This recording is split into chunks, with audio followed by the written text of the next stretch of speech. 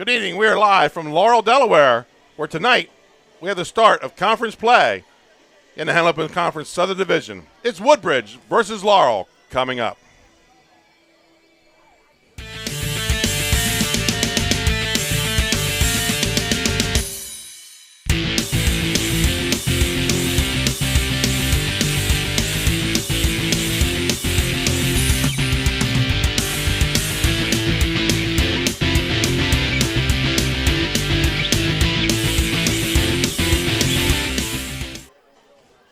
Good evening, folks. I'm Benny Mitchell, and tonight we begin conference play. The Henley Conference Southern Division gets underway tonight as the Woodbridge Blue Raiders 1-2 are in town to take on the host, Laurel Bulldogs, at 2-1. And Woodbridge is coming off a back-to-back losses to a pair of undefeated opponents in Dover and Wilmington Friends. And both games, the Blue Raiders were competitive. But on the opposite side of the coin, the Bulldogs, they put up 148 points in their first three games and find themselves at 2-1. Let me bring in my broadcast partner, Jim Tack. And Jim, tonight we watched last week as Woodbridge rolled up 368 rushing yards in a loss. They just couldn't get the air attack going and struggled to cover the Quakers' passing game, who struck twice for touchdowns last week. What are your thoughts last week on Woodbridge's performance? Well, I think this is probably one of the best 1 and 2 football teams that you're going to see in the state. They have outstanding speed, phenomenal offense with a ton of weapons. If they stay away from the penalties, I think they will be just fine tonight and have a good game. 3 scores called back last week in a very, very tough loss to Wilmington Friends. I think that they have an advantage on special teams with a great return man who we'll talk about later.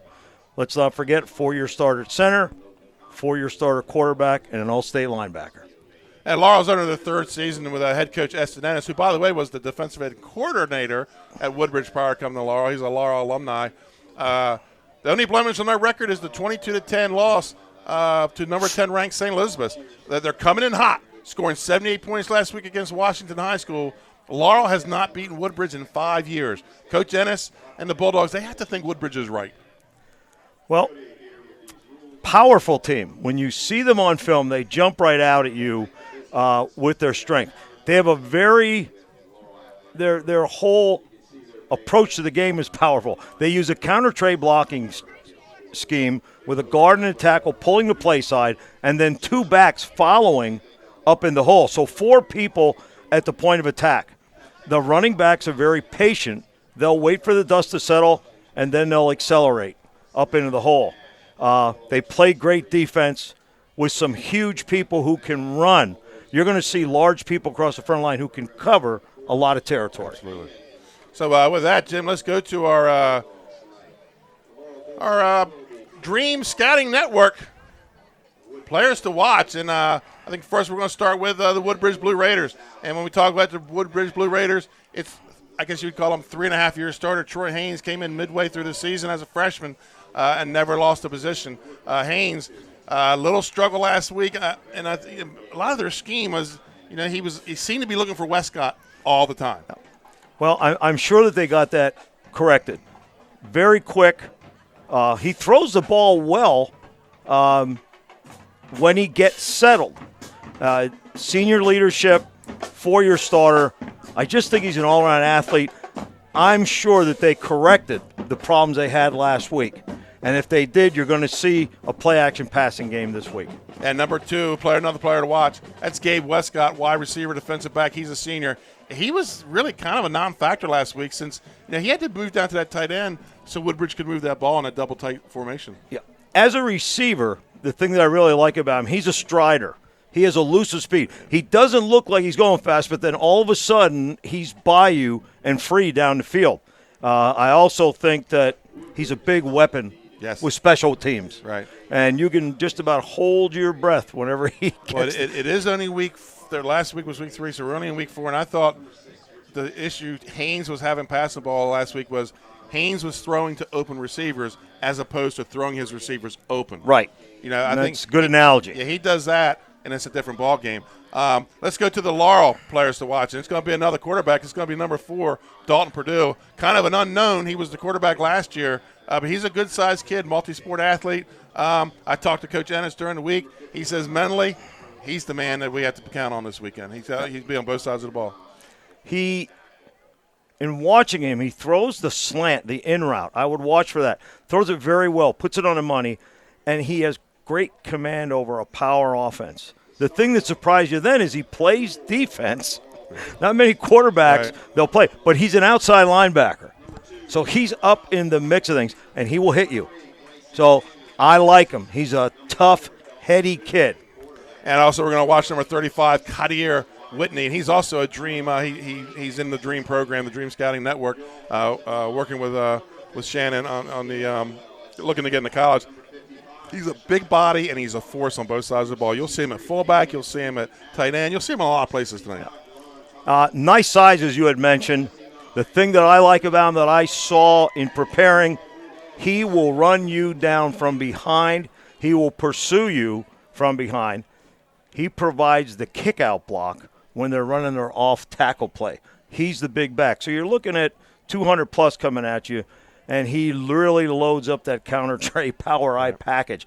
But I like the way he chases on defense. Folks, we're going to take a quick commercial timeout. You're watching the Set All Concepts pregame show here on 302 Sports with Benny Mitchell and Jim Tack. We'll be right back.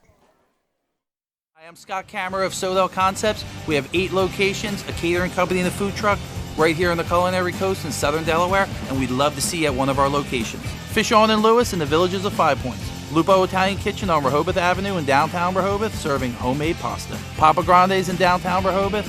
Our treetop deck has the best happy hour around. And Matt's Fish Camp, located on Route 1 in North Bethany Beach, your classic seafood shack. At Sodell, we believe in beautiful, simple food and making the world a better place. See you soon. Hi, I'm Scott Kammerer of Sodell Concepts. And welcome to 302 Sports Week 4 coming up. And we got our Purple Parrot Pigskin Picks. Benny Mitchell here with Trey Mitchell. And last week I was 10-3. Trey 11-2. He got me on the Riders. Sees Rodney picking up the win over William Penn, and seems to be a theme from last year. I just can't pick the Riders right no matter how I pick them. But we're even at 29-7 so far after 3 weeks. Your Pigskin Picks are brought to you by the Purple Parrot Grill, on 134 Rehoboth Avenue, and they have a sister restaurant just one block to the north, the Iguana Grill at 52 Baltimore Avenue. So let's start right off. We got a couple upstate, downstate games, and we're going to start with Caravel Academy headed to Lake Forest on Friday night. Kickoff at 7 o'clock. Caravel 0-3, Lake Forest 1-2. Trey, this is a game. Lake Forest is starting to show that they're ready to get in the hunt. They got beat up a little bit in the second half, kind of how I predicted last week it'd be close with AI pulling away. But I see Lake Forest getting the victory at home. The Spartans 20, the Buccaneers 7. I agree. I like Lake Forest at home. They've definitely been an up-and-coming team the last couple of years, so I think they get the job done at home. Oh, another 7 o'clock kickoff. It's homecoming for the Ravens, and I expect the Tech Pack to be out in full force. The Jaguars coming off a close loss to St. George's. This is a tough game to follow up with, the 2-1 Sussex Tech. I'm going to take the Ravens 25 and Appoquinimink 14. I like homecoming and home field advantage here, if nothing else. Tech's a good team this year. I think they get the job done.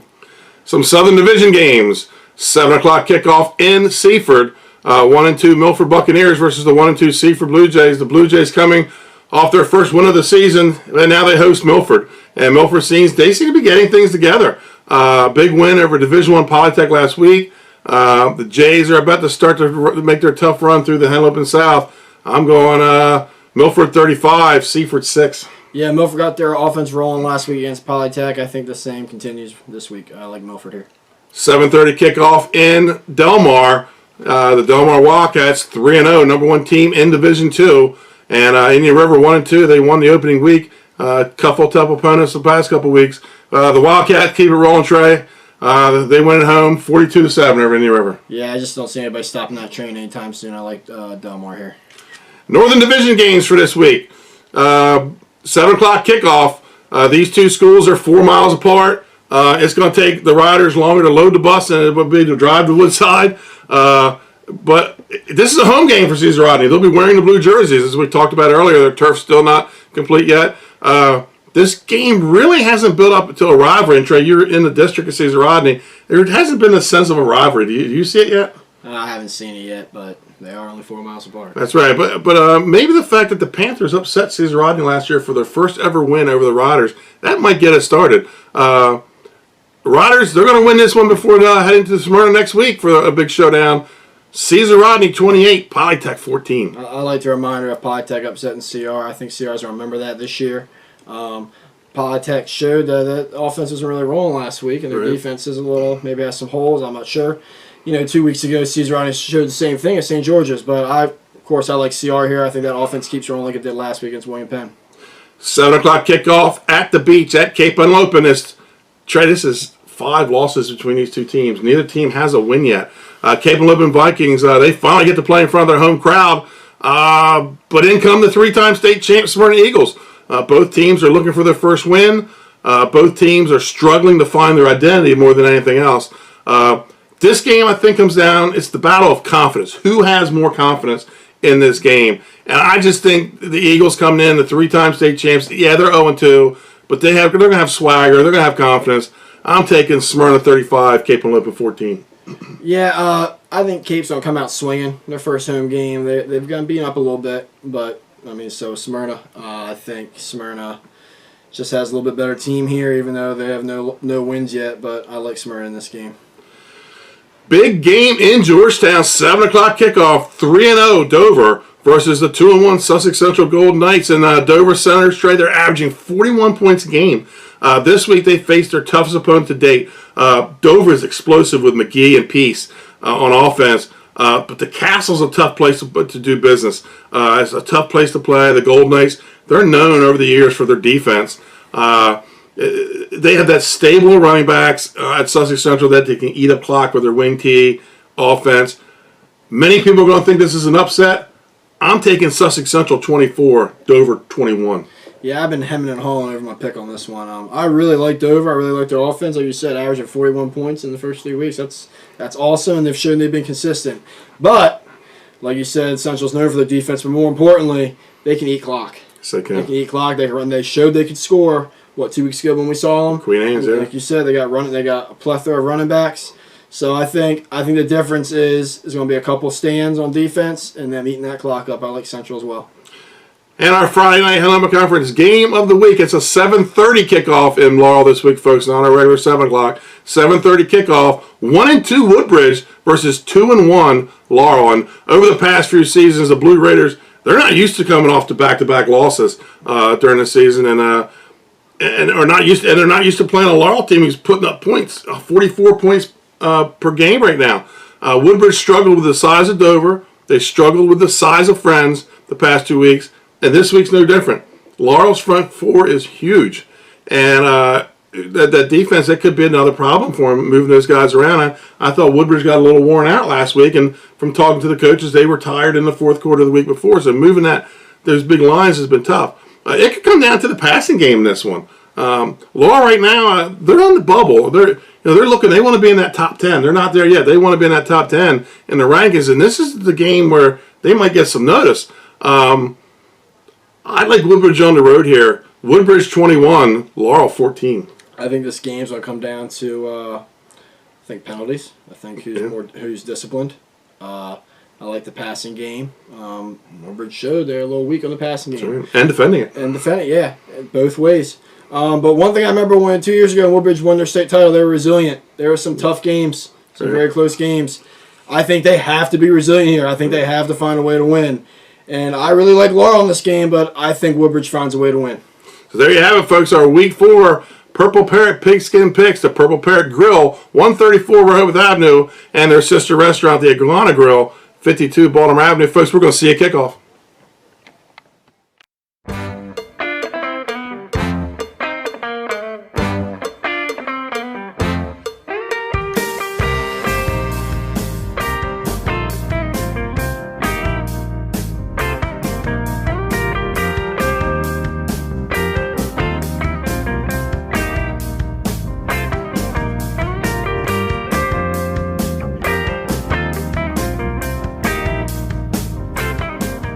Welcome back to Laurel, Delaware, ladies and gentlemen. Benny Mitchell and Jim Tack here on 302 Sports. And we're bringing you the Laurel Woodbridge. It's, Jim, maybe more exciting than opening week is opening week of conference play. Sure, it's second chance. It's get the heart pumping again after maybe the preseason didn't go so well for you. So both of these teams need this tonight. Well, Jim, let's talk about what these two teams have to do tonight. Woodbridge, they have got to be able to cover the passing game better, reduce turnovers, and I think find other receivers. I think Keeler could be a good big go-to guy tonight for them. Well, I agree with you. He was a kind of a shock to us to see him catch that big look in that brought them into a tie last week. But tough kid. I'd love to see him come out of the backfield. I see he catches it quick and go. He's going to be tough to bring down. They have to cut back on the penalties. 3 touchdowns called back last week, not counting the other ones just halted the drive. Right.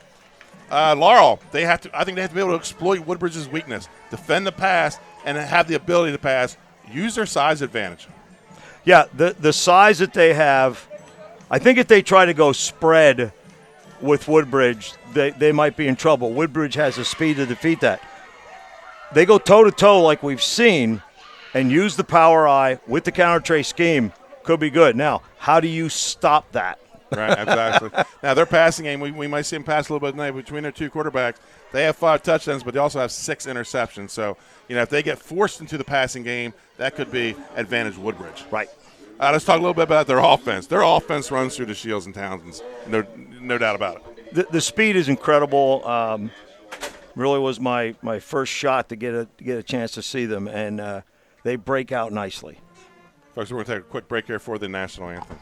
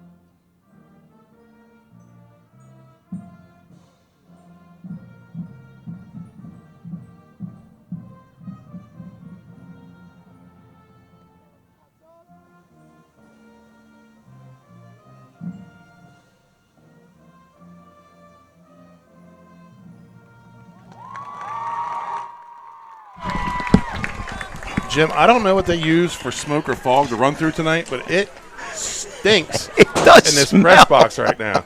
I thought something was burning. They lit flares or what they did. Folks, it's time for our Green Blade Turf Report. Green Blade Irrigation and Turf Care. We're playing on Bermuda grass. It looks a little chopped up, Jim. The last couple weeks, the Bermuda fields we've seen look pretty good. This one looks good, but it looks chopped up. There's a couple divots, looks but looks a little thick. It's folks, it's just under 70 degrees, around 68 degrees, and Jim is supposed to get down to 62 to 60 later on tonight. So that would be interesting. That would be nice for us because you and I have been dripping here the last couple of weeks. Absolutely. Feel pretty good shape. No wind tonight, as you saw from the national anthem. That flag was sitting still. So it's kickoff time. Here come the captains. And that was your Green Blade Irrigation and Turf Care Turf Report, brought to you by Green Blade Irrigation. So the captains come on the field to meet. And that means it's getting close to game time. Let me find my pen here, Jim. And right off the bat, we're a 7:30 start, so everybody else is a little ahead of us. And let's go ahead and start off with our first. Barkley Heating and Air, out-of-town scoreboard. And already we have a shocker, Jim. Number 10, St. Elizabeth, leads number 2, Delaware Military, 13-0 first quarter right off the bat. Big Division II game between two top 10 teams. That is a shocker. Yeah, Delaware Military. I've seen them a couple times this season already, and they've been really, really tough. So that is a shocker. So here we go. Looks like Woodbridge wins the toss, and they're taking the ball. They're saying, "Let's play offense, Jim." Well, they must feel confident about it. Who knows why those decisions are made? Well, they are. They are an explosive offensive team. We've seen it. 13-0 with 3 minutes left in the first quarter up there in Boehner Stadium. St. E's coming off a huge loss to Del Mar last Saturday night. I did that game with the Upstate crew, and boy, Del Mar, once they got it rolling, they were just impressive. Del Mar's a good football team. Real good. I hope we get to see them down the road. We got them week 10. Week 10. That'll be the big one with Del Mar, the Lions Club Trophy game, or Kiwanis, I believe. So, Laurel, in your red helmets, red jerseys, white pants, they're going to be kicking off, moving from left to right. The Woodbridge Blue Raiders in the black helmets, white jerseys, and gray pants with the blue stripe, and they'll be moving from right to left. Collins and Sanders, number 3 and 2, here for Laurel, have both been very hot with making special teams tackles for Laurel. Well, let's see if they have them scoped out and plan on giving them a little welcome.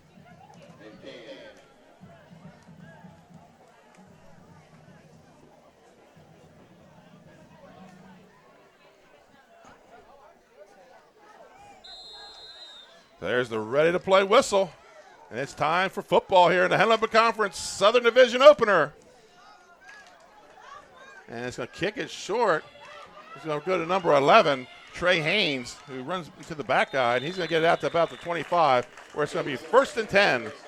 Stopped by Kane on the ankle pick. Yeah, it's getting close to wrestling season. We'll take that. We'll take that analogy. So Jamon Kane, number 8, with a special teams hit.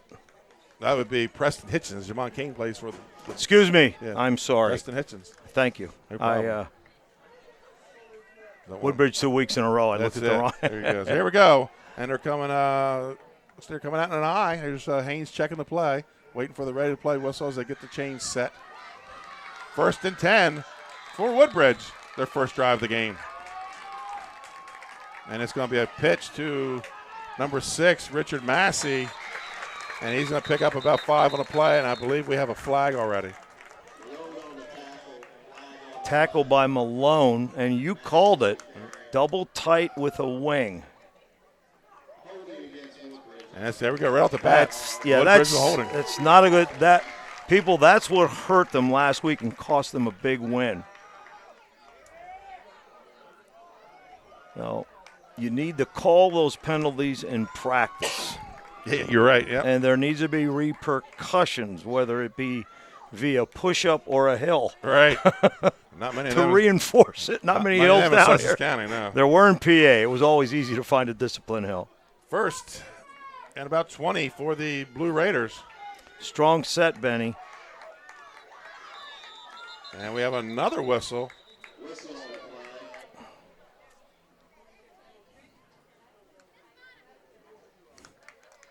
It looks like another Woodbridge penalty.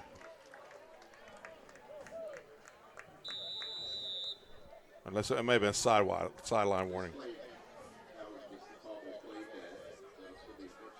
So here we go. Our 1st and 20 for Woodbridge.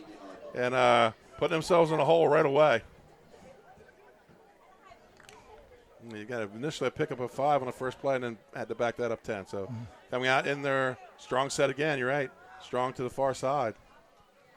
And they're going to get Laurel jumping into the neutral zone. So before we have an actual play, we've got 2 penalties. So that's going to move the ball 5 that way, making it a 1st and 15.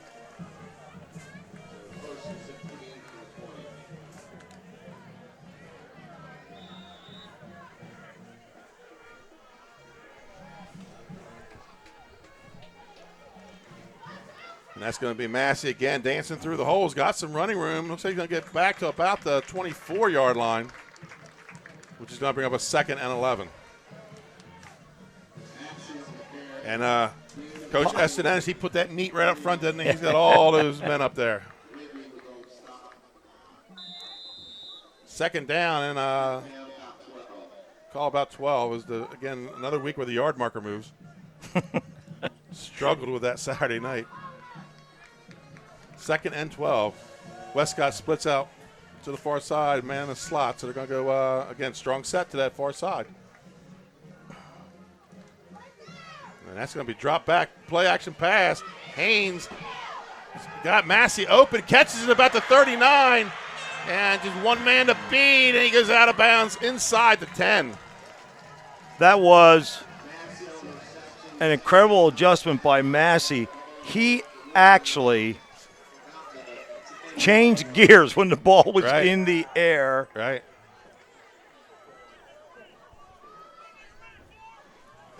So that gives us a S.E. Doyle first down. And not only is it an S.E. Doyle first down, we're in the red zone. Brought to you by Lasher's Barbecue, the Lasher's Barbecue Red Zone. Love the red zone barbecue. Just inside the 10, or maybe on the 10. That ball was on the mark.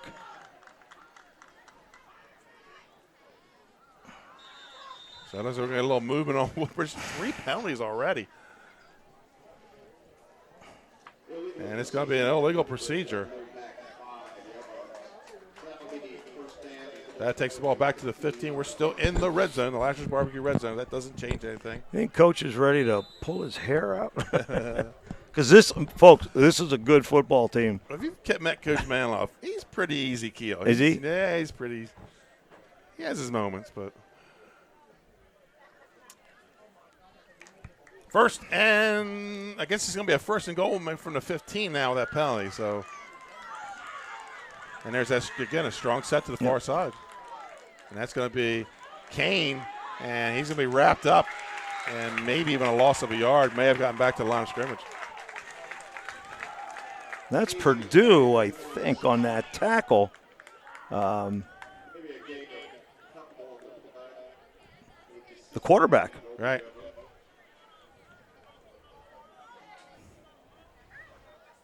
So it's going to bring up a second and goal from the 15. Woodbridge ranked number 5 in the state. They were number 2 up until last week's loss to Wilmington Friends. And that's going to be the fullback, and that's going to be Kane, and he's going to go in. Couple hands reach in, but not enough to stop him. Touchdown for Woodbridge Blue Raiders, and they strike first. And, Jim, I think that's kind of, we talked about it off air. Yep. Yeah, Woodbridge needs to score first, and if they start scoring first and often, that could be trouble for the Dogs. I think that the impressive thing was the long pass play. Right. That on set this whole thing up. Enrique Ramos. Ramos on the kick, the extra point for Woodbridge. And it's going to be no good. Oh, it's going to be good. Just got over the crossbar. Looked like it went under. So, folks, with 10 minutes and 10 seconds to go, we're going to go to a quick commercial timeout. Your score, Woodbridge 7, Laurel 0.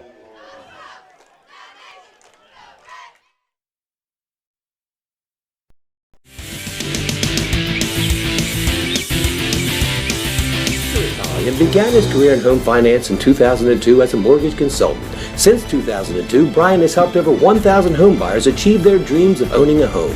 Brian's knowledge of current market conditions and his detailed evaluation of buyers' finances ensures that each buyer will receive the best mortgage to fit their needs. Brian is often commended on how efficient and effortless he makes the mortgage process for everyone from first-time home buyers to investors to experienced buyers. For the loan that fits you, contact Brian today. Hi, I'm Scott Kammerer from Soto Concepts. And I'm Danae from Matt's Fish Camp. Come check us out. Matt's Fish Camp is the small local fish joint with 2 locations on Coastal Highway in North Bethany Beach and Lewis, where we serve up traditional coastal fare and a casual atmosphere with house specialties like colossal crab cakes, lobster rolls, and fried Ipswich clams, along with crowd pleasers like fish and chips, fried shrimp, and a daily selection of fresh caught fish.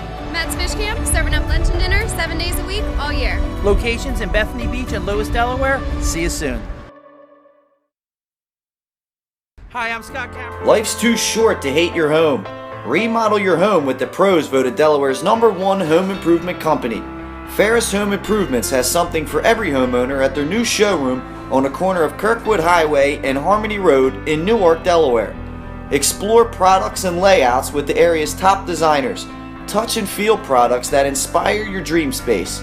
Ferris Home Improvements' pride in the details make them the area's best in roofing, windows and doors, siding, decks, kitchens, and bathrooms.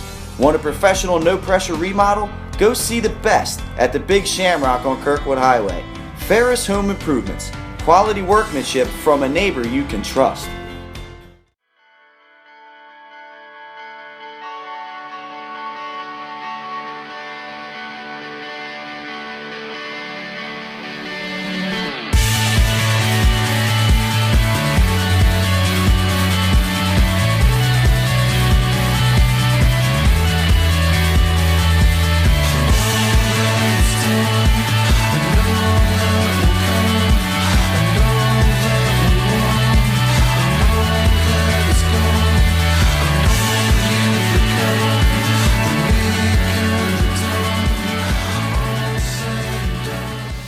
Unique Image opened for business in Wilmington, Delaware in 1979 with one focus, wowing our customers with great products and even greater customer service. 30 years later, we are still doing exactly that. Whether you're looking for marketing tools to promote your business, gifts for your employees or clients, or planning a special event, we're here with the voice of experience to help you every step of the way for your complete satisfaction. Visit our new showroom in the Mill Creek Shopping Center, 4577 Kirkwood Highway. Unique Image, you envision, we create. Unique Image opened for business in Wilmington, Delaware in 1979 with one focus, wowing our customers with great products and even greater customer service. 30 years later, we are still doing exactly that. Whether you're looking for marketing tools to promote your business, gifts for your employees or clients, or planning a special event, we're here with the voice of experience to help you every step of the way for your complete satisfaction. Visit our new showroom in the Mill Creek Shopping Center, 4577 Kirkwood Highway. Unique Image, you envision, we create.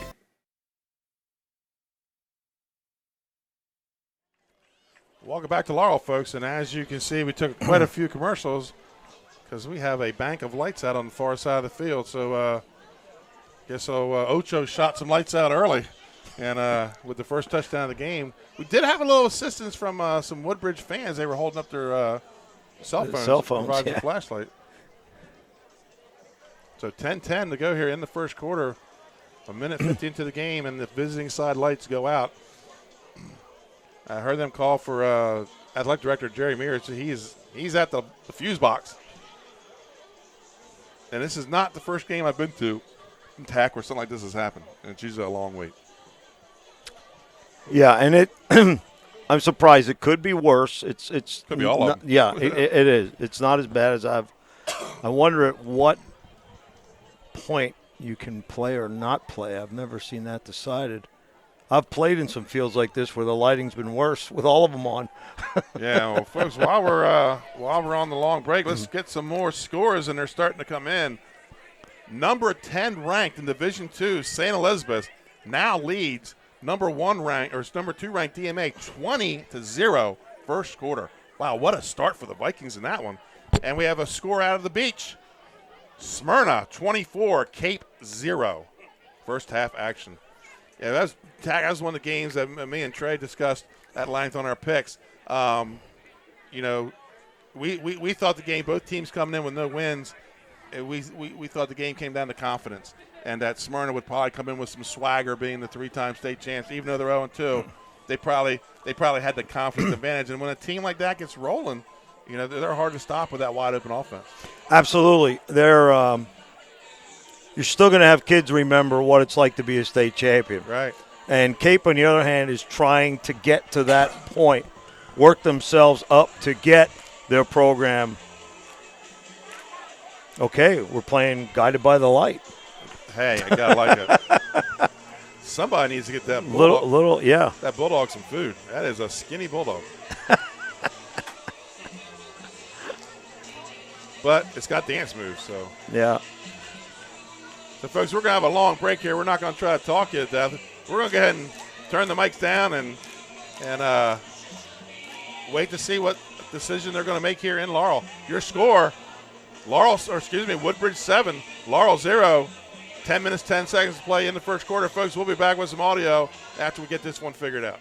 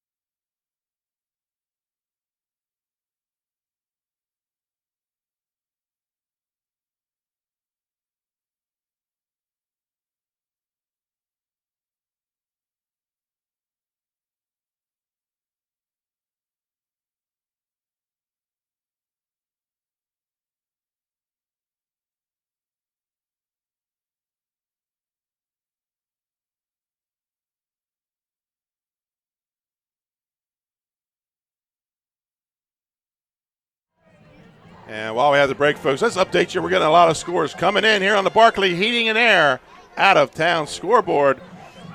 At the end of the first quarter, Sussex Central 7, Dover 0, St. Elizabeth 20, DMA 0, Smyrna 2:41 left in the first, 24-0 over Cape.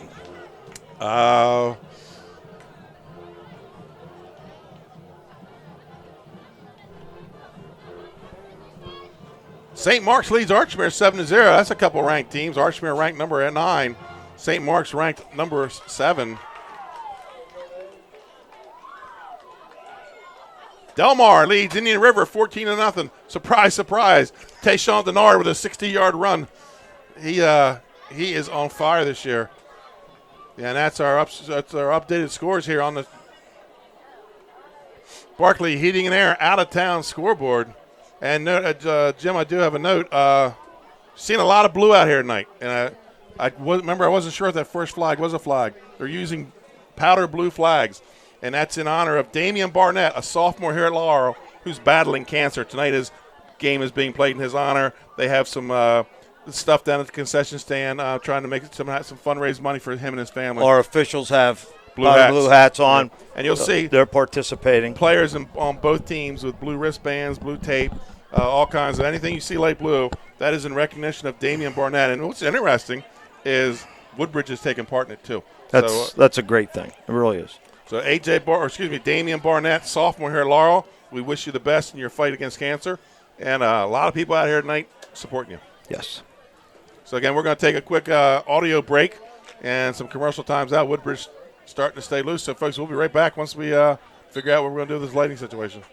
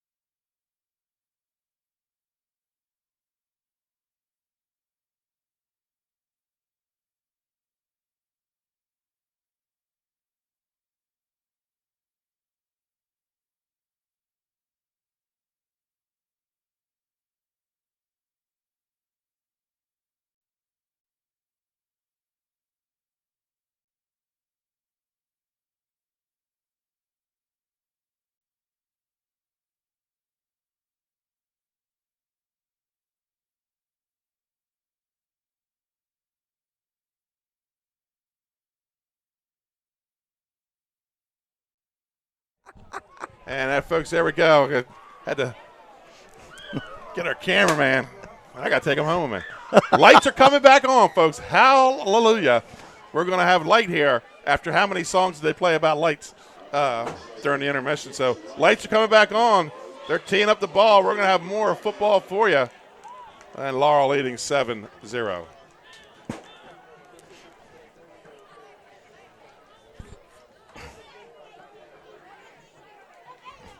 So both teams wisely didn't stand around, didn't drink water. They just got their got a warm up in and ready to play some football. So back. We are first quarter action, folks. Already I said we're going to be getting out of here late tonight, Tack. 7:30 start, light delay. Yeah, see if there's any breakfast places open. Right.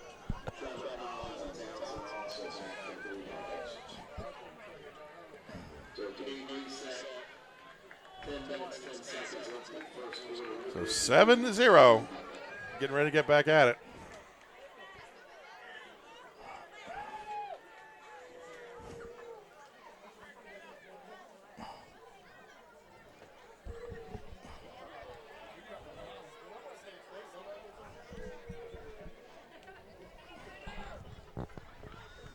And Ramos on the kick.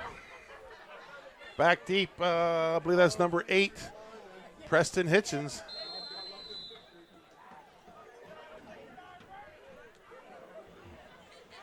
And he's going to kick it, line drive down the middle of the field, taken by Hitchens, bobbled, rolls back to about the 5. He picks up and almost lost and then lost his footing, running into the back of number 3, Bryson Sanders.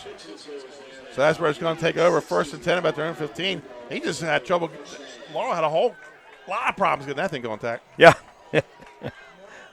Yeah, that wasn't good. And Tashawn Ford Jacks was there to make sure he stayed down. Further.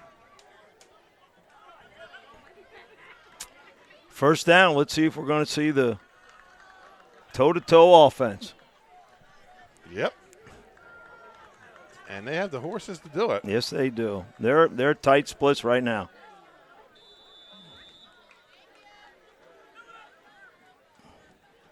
Yeah, and he gets some running room. That's Westcott on the tackle, and there's going to be another flag on the play. My goodness. Back around the, I look like the holding area. Maybe you're blocking the back if it got outside of tackles. That's what, 5 penalties already.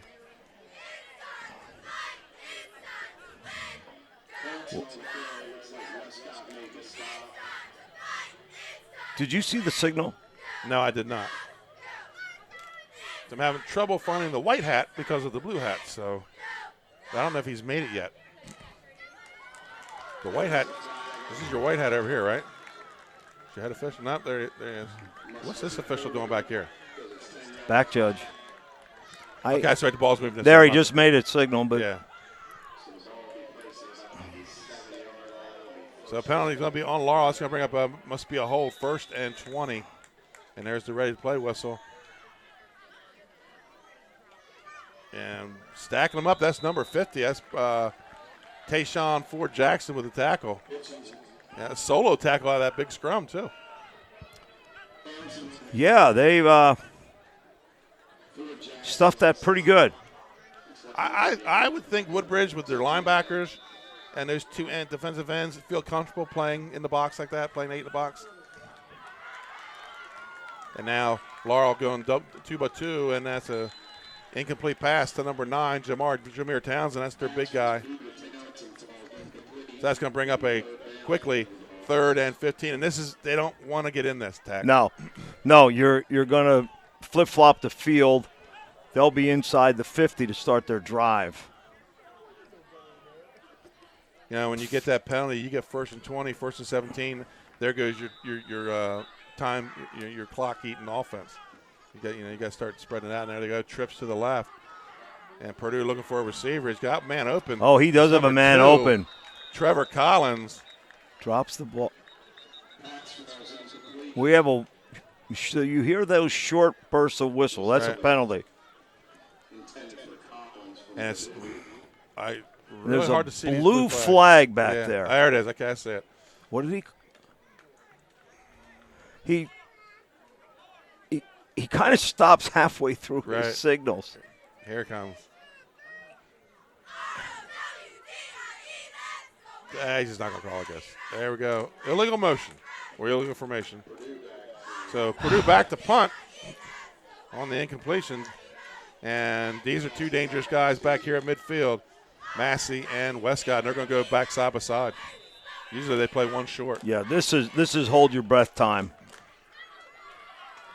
You're looking at legitimate speed. And a little rugby-style kick. Floats it down. Westcott's going to take it at about his own Fake the 40. reverse. He's got some running room down the right side. He's just running by people right now. And they're going to wrap him up. That was number 4, the punter, Purdue. Big return, 20-plus yard return for Westcott. You know, and it's what we talked about.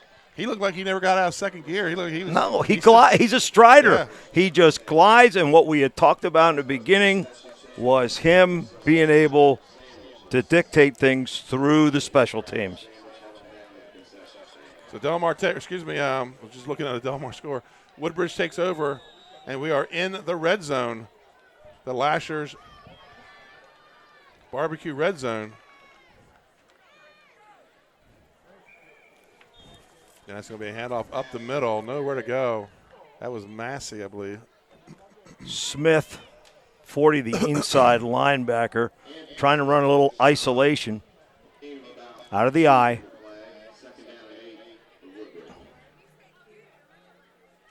See if we can go a drive here without a penalty. Right, pickup of 2 on the play. Brings up 2nd and 8 for the Blue Raiders. Again, they're staying that power to the right side of the field. I don't think they've come out of that yet, have they, Tack? Yeah, last play was the eye. All right. He's got a man open. That's Haynes. And he's going to be down close to the goal line, just short, it looks like. But that's going to be enough for a first down. S.E. Doyle, first down for the Blue Raiders. They're begging them to come up and play me close because I'm going to run by you. Right. That was a heck of a good throw. Little hitch route when they're playing off. And we're down inside. First and goal. Jim with a late start and the full house. That's Massey right side. And they're going to say he's short. Takes it down because at the 2 is going to be inside the 1. A lot of these games going to halftime already, Jim, between the late start and the and the lights. Yeah, I think that was the Shields on the tackle on that stop. Full house backfield for the Blue Raiders. And that's going to be Kane. Touchdown. Second touchdown for Kane. And they go up 13-0.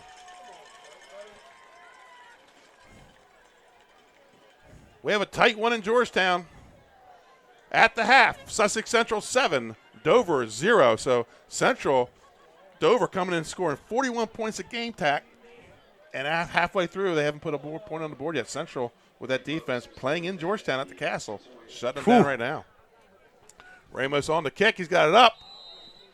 And it's good. 14-0 for the Blue Raiders right off the bat. So, folks, we're going to take a quick commercial timeout, and we'll come back. Still first quarter action. Your score, Woodbridge 14, Laurel 0.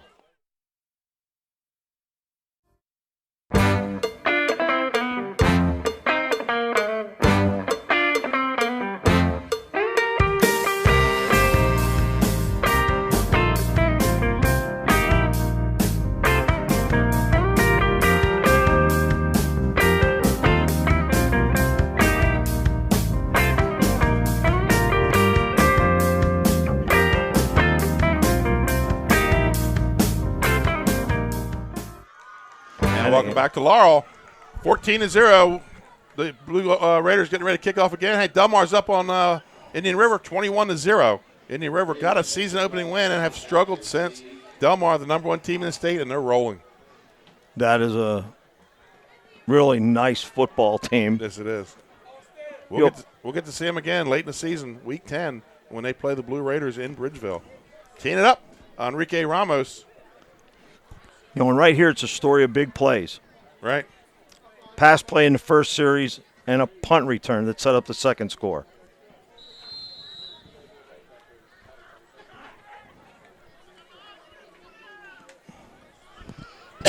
down the middle of the field, taken by number 8, Preston Hitchens, looking for a middle wall, and just a whole bunch of Blue Raiders there to make the tackle. Yeah, I have Deshaun Ford Jacks again in on there.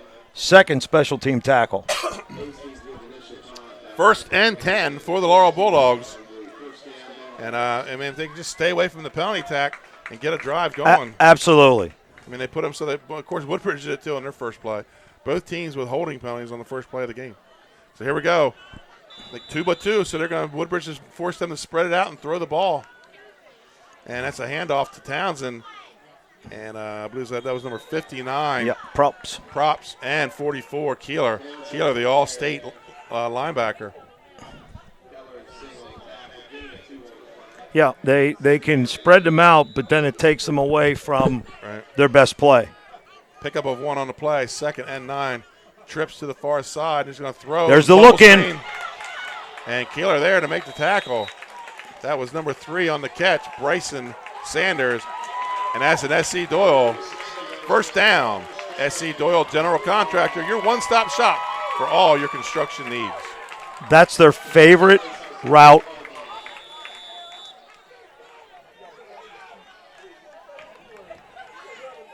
That's a toss to Townsend left side, following big number 79, Nathaniel Davidson.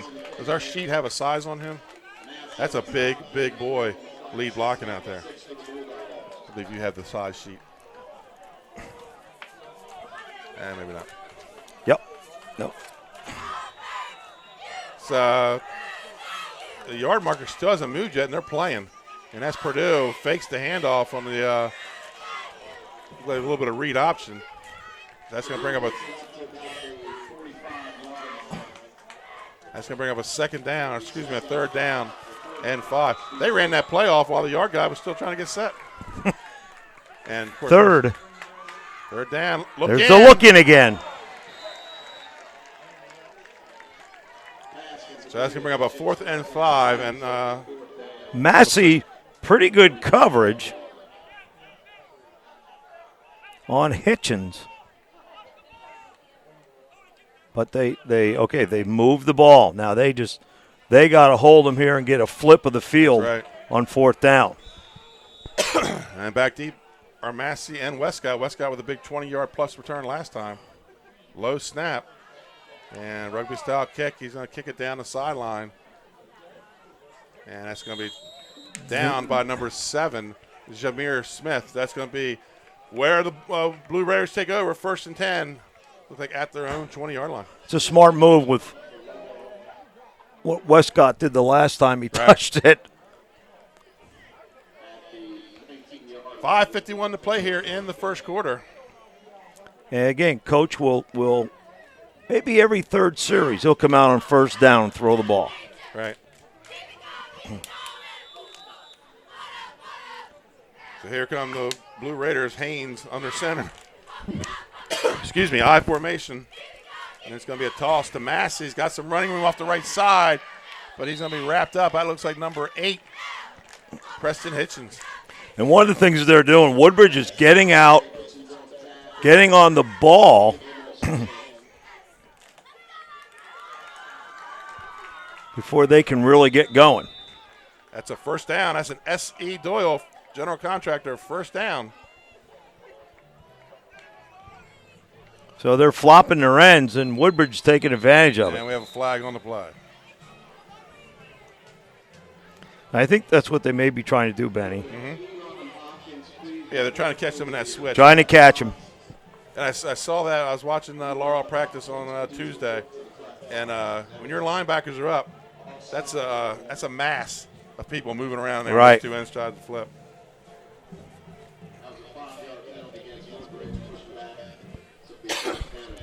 And, Coach Manlove's been around a while. He sees you start shifting, he's going to go in a quick count. And they're getting to the ball quick, which put them in an illegal formation there. So 1st and 15. In the eye. And they're back in the eye with power to the right side. That's going to be the old scissors play with Massey. Left side, cuts inside, and he's going to pick up about 3 on the play, bring up a 2nd and 12. Malone on the stop.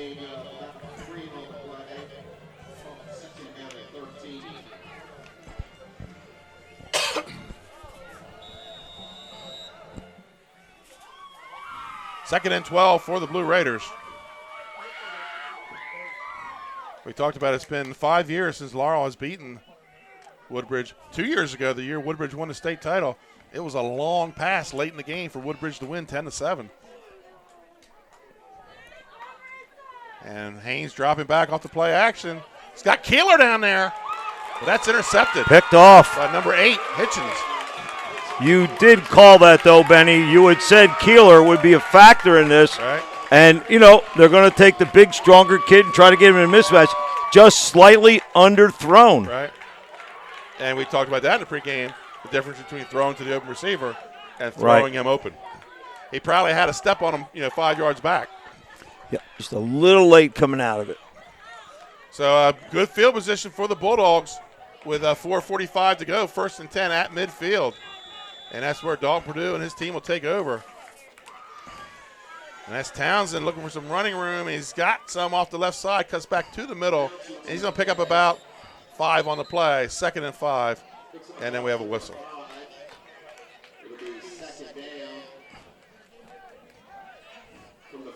So a gain of 5 brings up 2nd and 5 for the Bulldogs.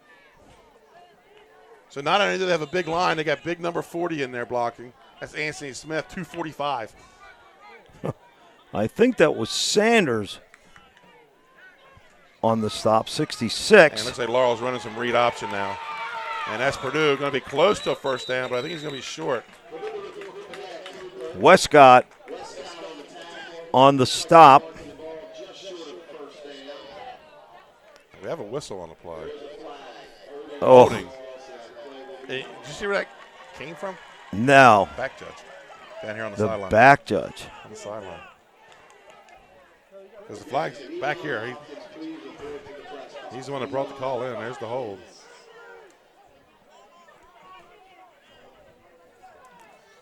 So that's going to back the Bulldogs up. It's going to bring a 2nd and 11 with 4:03 to play in the first quarter. We must have 6 or 7 penalties already. Here they're in the power set, Benny. Oh, ball's on the ground. High snap. Couldn't handle it. Woodbridge says they have it. And they do. That's number 7, LaTyron Stones. And Woodbridge, they get it back. 1st and 10 inside the 50. So far, Laurel, 2 steps forward, 3 steps back. Yeah, that interception could have brought them back in. Changed pace of the game, yes. 5:53 to play here in the first quarter. After 8 o'clock, 7:30 start, lights went out. It's been a heck of a night. That's going to be a toss to the quick Massey. pitch. Okay, so quick pitch gets it out. Looks like he's going to be, and a late flag. Leading out, Deshaun Ford Jackson, 50, out around the end. They love that. A flag with a long explanation.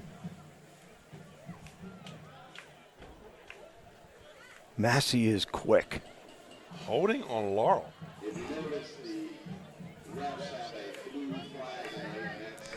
You don't see that one often. No.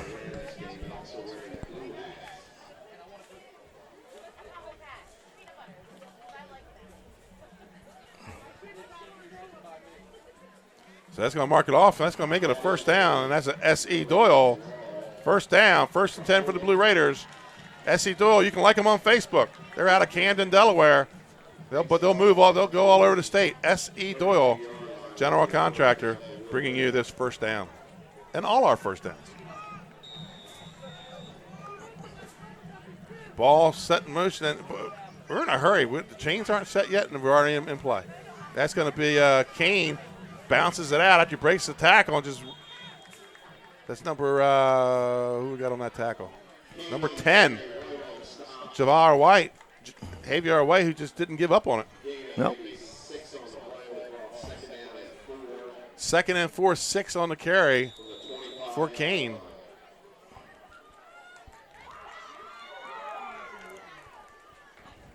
Yeah, the linesman should stop the play if they're not Get set. his chain set. And Massey going off the right side on the And toss. he has cuts the it edge. back in. And that's like number 8 again. Hitchens on the tackle. Well, that's going to be enough for a first down, or do we have a flag? Referees are coming together. This is kind of crazy. We do have another flag on the play. I have never. Holding on Laurel. Holding on Excuse me, holding Woodbridge. on Woodbridge.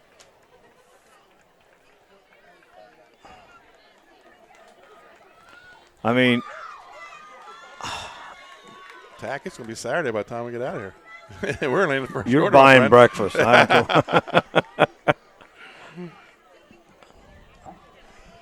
Last week was Cramp Fest. Right. You're right. Didn't see it Saturday night, though. No, No, did not see it Saturday. Here we go. 2nd and 8. they're strong.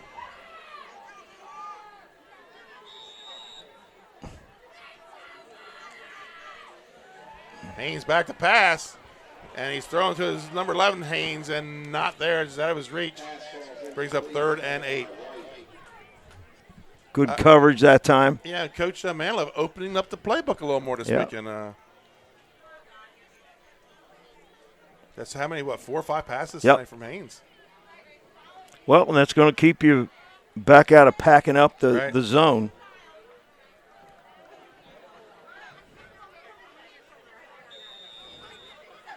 Third and 8 at the Laurel 29-yard line. The Blue Raiders in that strong formation to the right side. And that's a Kane in the backfield at fullback. And he's going to get it on the delay. And number 40 blows it up. Anthony Smith, a sophomore. He was not Yep. fooled. Nope. Nice job. Try to work a little trap off of the quick pitch. Fake.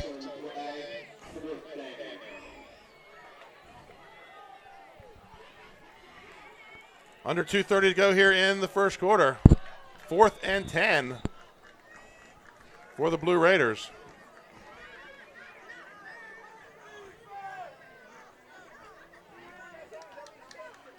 We've gone 3 plays, I think, without a penalty.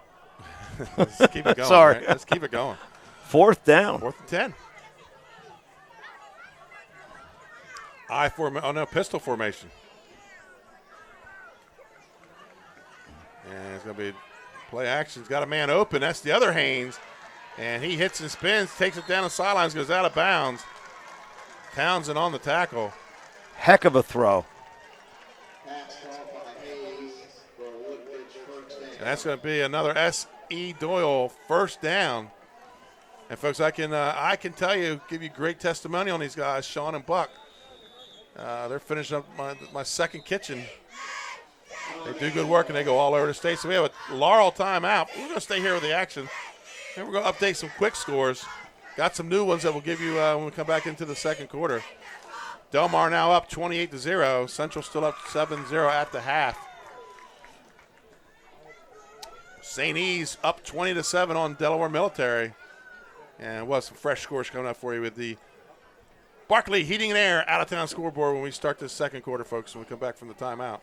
So 1st and 10, and we are in the red zone. Brought to you by Lasher's Barbecue. The Lasher's Barbecue red zone.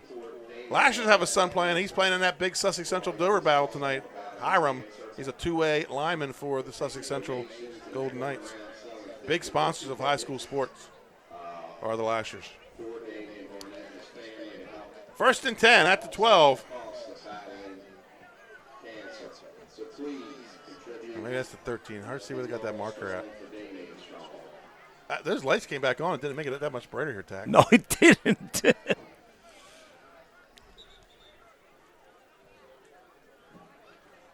Haynes trying to get his chin strap snapped.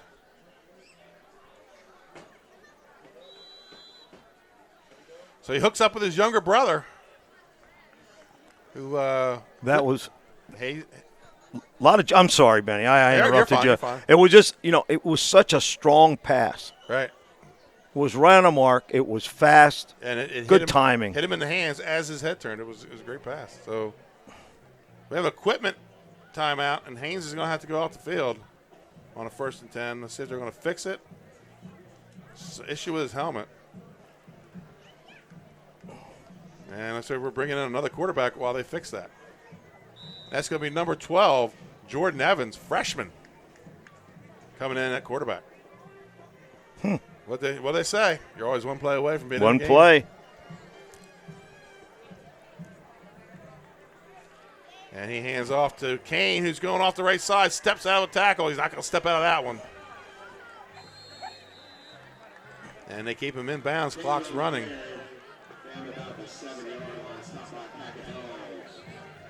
There was a whole bunch of them in there. Yeah, It looked like Purdue was the main guy on Purdue? that tackle. Yeah, it was a 4. I don't know if it was 40 or 41. But I saw a 4. So here we go. Pickup of 7 or 6. 2nd and 4. And still hangs out with the equipment issue. So that brings the freshman Jordan Evans into the game. And that's Kane again, and he's brought down. It was number 10 on the lead tackler, Javier White. And then an assist by number 27, Ramir DeShields. 3rd and 4. Under a minute to play here in the first quarter.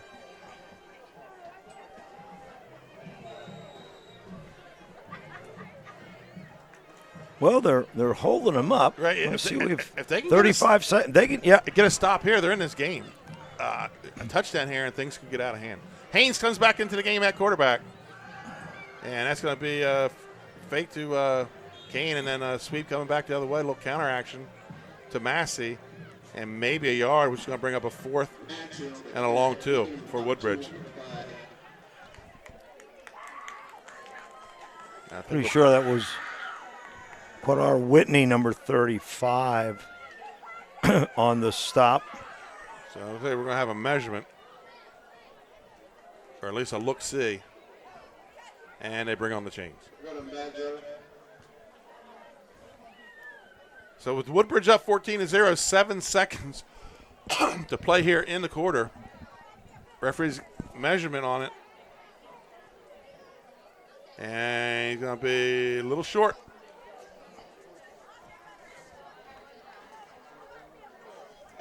And that's going to give Woodbridge time to run this play before the end of the quarter. So 4th and inches for the Blue Raiders. Here in the red zone. And Laurel jumps, so that's going to give them the first down.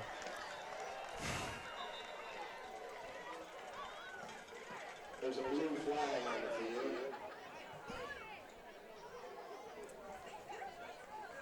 So that should be a 1st and goal, correct?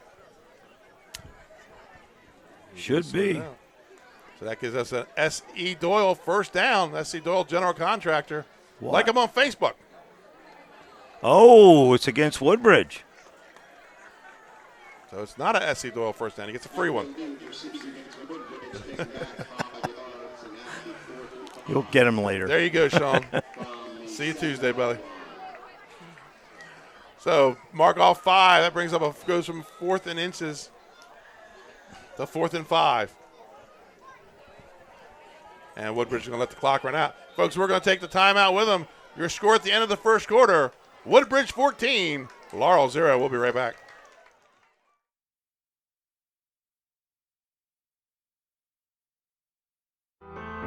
Life's too short to hate your home. Remodel your home with the pros voted Delaware's #1 home improvement company. Ferris Home Improvements has something for every homeowner at their new showroom on the corner of Kirkwood Highway and Harmony Road in Newark, Delaware. Explore products and layouts with the area's top designers. Touch and feel products that inspire your dream space. Ferris Home Improvements' pride in the details make them the area's best in roofing, windows and doors, siding, decks, kitchens, and bathrooms. Want a professional, no-pressure remodel? Go see the best at the Big Shamrock on Kirkwood Highway. Ferris Home Improvements.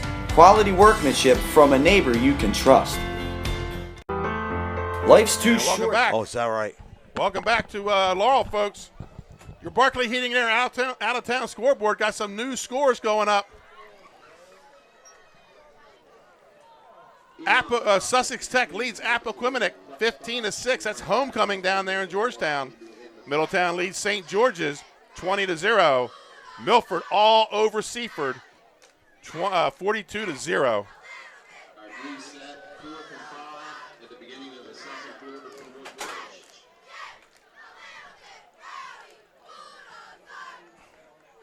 And Woodbridge is going to have a 4th and 5 here. St. East still 20-0 or 20-7 over DMA. That's an upstate game, but a big Division 2 contest. So here we go. Haynes drops back, has a man open, in and out of the hands. And that was I believe that was, is it 2? Yes, 2 Westcott. So turnover on downs. That's big for Laurel. Mm-hmm. That is big. Keeps them in the hunt. Get at least 7 back before you go in at halftime. Smyrna's going to get to the running clock, 46-0. Don't know what point of the game that is. Over Cape and Lopin.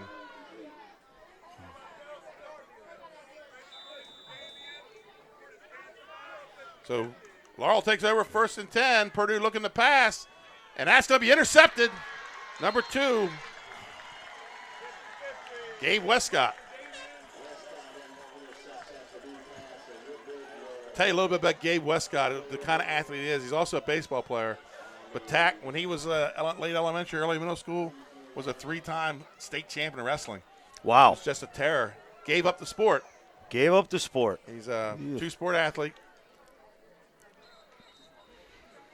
But he was a terror on the mats in late elementary, early middle school. Yeah. Wrestling is such a great sport. It gets a bad rap. Right. People don't. If you understand the sport, you'll love it. With at least with Gabe, he was focusing so much on football. Mm-hmm. He wants to lift in the winter and I formation and slot to the right. That's going to be a toss out to Massey, and tackle made by number 27. That's the Shields from behind. Shields' 3rd stop of the night. Massey picks up, we'll call it 4 on the play, 2nd and 6.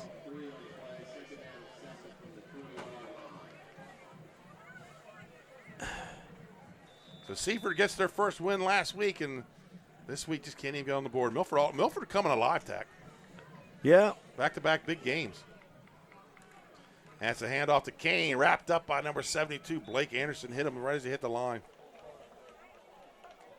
Still picks up about 3 on the play. I like Anderson. I watched him last night. Only a junior. Good stance, gets off the ball, uses his hands well. Those front 4 got to hang in there right now and battle. 3rd and 4 for Woodbridge. And they're staying in that strength here to the near side. And he's going to roll back the other way. A little bootleg action for Haynes. Yep. And he's going to get the first down. And that's another S.E. Doyle first down for Woodbridge. DeShields on the stop. And DeShields came from the other side. He came from the other side of the ball to make that stop. And that puts us in the Lasher's Barbecue red zone. Here come the Blue Raiders in the red zone. 1st and 10 from, we'll call it the 12.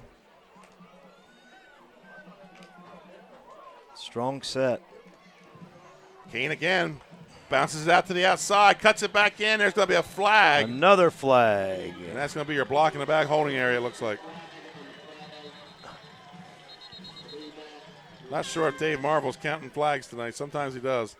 Sometimes we usually get a late start when we decide to start counting. And that's going to be a hold on the Blue Raiders. Well, I have them listed as that's their 3rd hold. Right. Just Woodbridge's. Just Woodbridge. Well, and that's in the last 2 weeks. That's your 4th touchdown called back. Although the touchdown there you go. Never got called. 4th one called back due to a penalty. He had gone into the end zone. That's something they're going to clean it up. He needs to put somebody reffing, an assistant coach or somebody Right. during the game, during practice, excuse me. 10:04 to play here in the quarter, in the half. Woodbridge first and looks like about 20. And a whistle. Now what? This is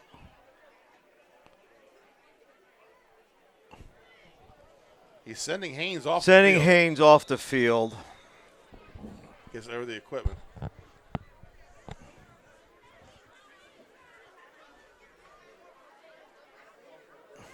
You see the Woodbridge players starting to get a little upset.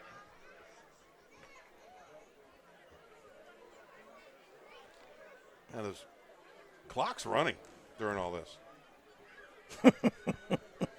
I had mine stopped. They have theirs running. So I formation, slot to the left. Toss out to number 3, Jaquan Massey, and he's going to get it up to about the 12-yard line. It's going to bring up a 2nd and long. Maybe Hitchens. 2nd 8. and where's he going to put it? 2nd and 14 for the Blue Raiders.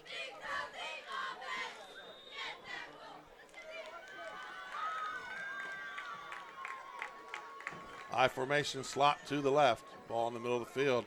Scissors play, and they got to wrap it up, and I believe was the Shields with the big hit. Yes, the Shields on the tackle. May have gotten back to the line of scrimmage. Actually, yeah, could have possibly been a tackle for loss on that one. 3rd and 13, so. Shields' 4th stop, so run left. Right. It looks like he's playing defensive end. It looks like they're trying to catch the linebackers flowing with the first action. Straight drop back, 3-step drop by Haynes. Got a man open, and that is, I believe, Westcott. And it is Westcott. He takes it down inside the 10 to about the 5-6-yard line. See where they mark it. Ball at the 6. That's going to bring up a 4th. And see how far to get down there. And he ran through 2 tackles. Right. Haynes having a pretty good game passing tonight. I think just keep his equipment. Yeah, I'm not sure what that is all about. I'm sure they had a good reason to send him out. 4th and 3. Haynes and Westcott split wide. But I think this is your Kane area, and he's going to get wrapped up. That's the Shields again, and number 40, Anthony Smith. So that's going to be a turnover on downs. They're playing, I'll tell you what, Laurel is playing. That's the 2nd time now they've turned him away. Right. And they've turned themselves away once So, with a penalty. 3rd quarter action. Jim, the Golden Knights score again. They're up 14-0 on Dover. They're shutting down a team that's put 41 up, average of 41 points a game this year. Wow. You're right. They turn it on at conference time. Tough to make a living in the castle, let me tell you. 1st and 10. It looks like it's about the 9-yard line for Laurel. They have been backed up all night.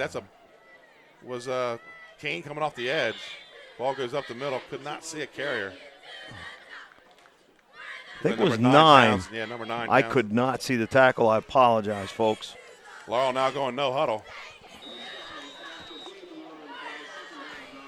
Now they're going up. Jim was just 1 up back now.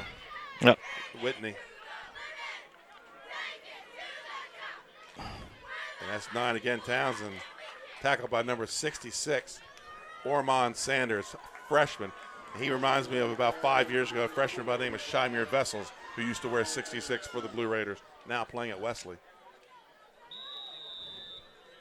2nd and 7. Their man coverage are up right on their toes, challenging them to try to throw the ball. And that's going to be incomplete. Tended for number 3, Bryson Sanders, who's had 1 big catch already in this game. So that's going to bring up a 4th and 7 at their own 11. I would believe the punt team would be coming out here. 6:41 to play. 2 receivers in the same area.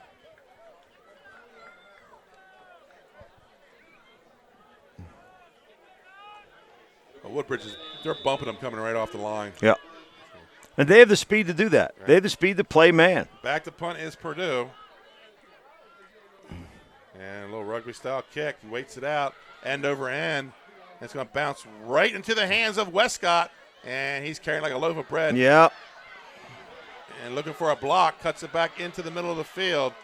And what do you know, another flag.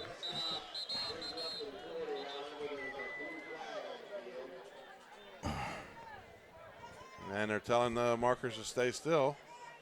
He returns it back to about the 40, but hold it right there. We have a flag on the play. Personal foul. Personal foul. On Woodbridge. On Woodbridge. I didn't see that. What was that last signal? I don't know what that last signal was. That could have been a special Southern Delaware I've never seen it before. signal because I've never seen that one. So they get the return. They're going to mark it back 15 to their own 45 with 6:50 or 6:24 to play. Be glad when we get to a game at Cape where they can hook up the referee. We'll find out what they are calling.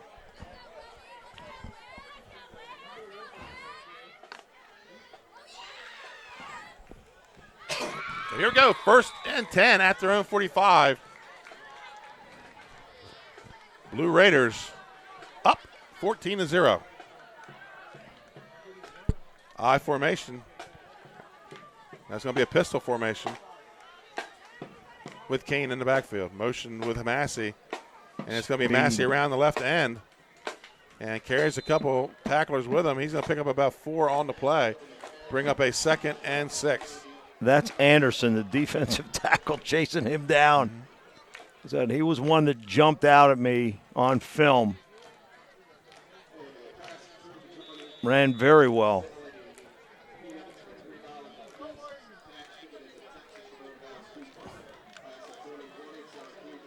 Second and 6 for the Blue Raiders.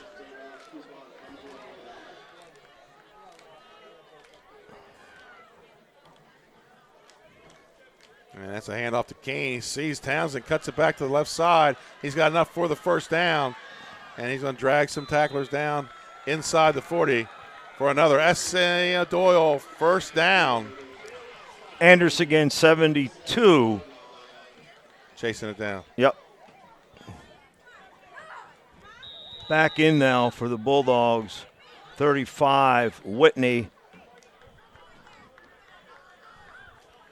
Jane Cruz going to have to pick up the pace. Yep. Cameron Puzzi gets a break. And that's going to be Haynes coming around the right side. Cuts it back in. Runs into number 10, Javier White, who gets credit for the tackle. Pickup of about 5 or 6 on the play. Javier's 3rd stop. But again, if you're a corner and they're somebody like Woodbridge is going to run the sweeps, you're going to get a lot of action. Pick up a 5 on the play. Brings up 2nd and 5. Under 5 minutes.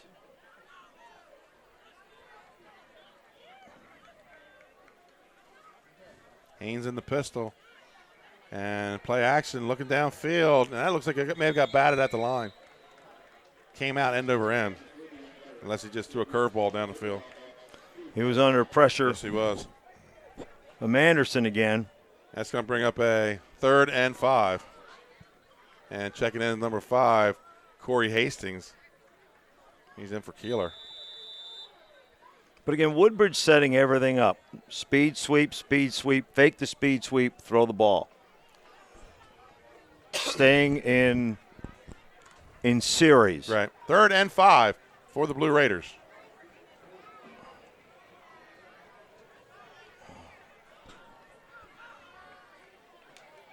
Out of the pistol. And it's going to be the second guy coming around on a sweep. Oh, and he fumbles. Ball's on the ground. Laurel ball. Something that picked up by number 3, Bryson Sanders. It looks like it went off his knee, Tack. It didn't look like he really got. Yeah, a little bit of an inside reverse. And Laurel holds again. He had enough for the first down. Just puts the ball on the turf. Laurel takes over on the fumble.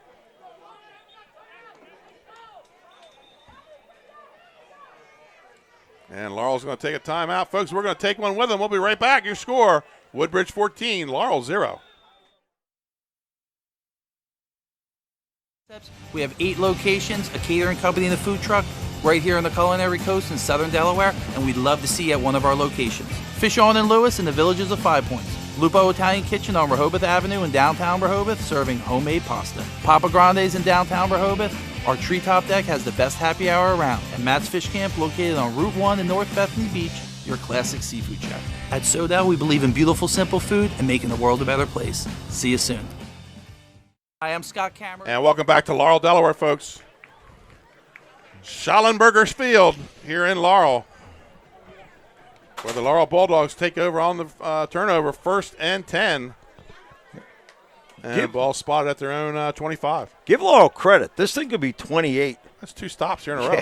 Yeah. Right. And they, one call back, so they're holding in. Now they're back to. Oh.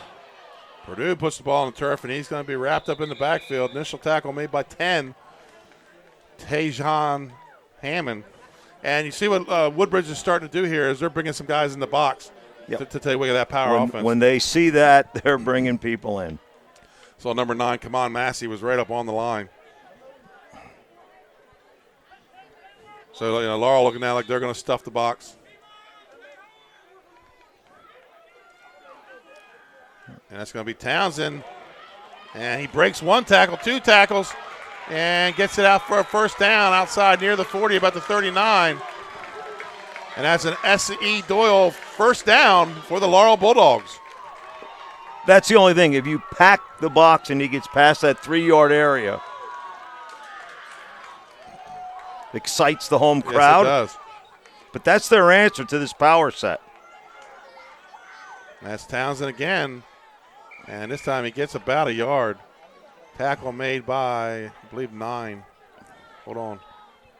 No, 6, Massey.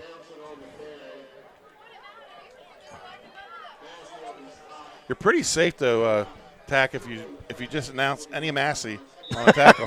It's like 4 of them on the roster. You got about a 40% chance it was one of them. Ball on the turf again, low snap. And there's going to be a flag on the play. We're going to get a yellow flag tonight. This one. And another flag. And another flag coming in. After the play. 50, Fort Jackson was running away with the ball. Personal foul on Woodbridge. I don't think he knows we have a flag over here.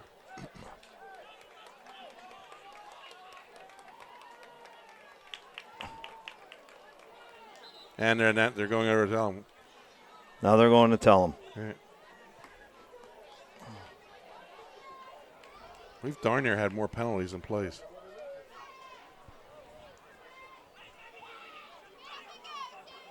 This is going to cause some confusion.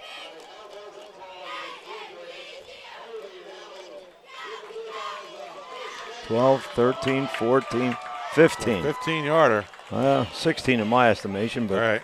I don't know why you wouldn't just run and mark off the 3 5s. But right. I'm that's me. I'm confused. Looks good walking down the field. I guess I don't know.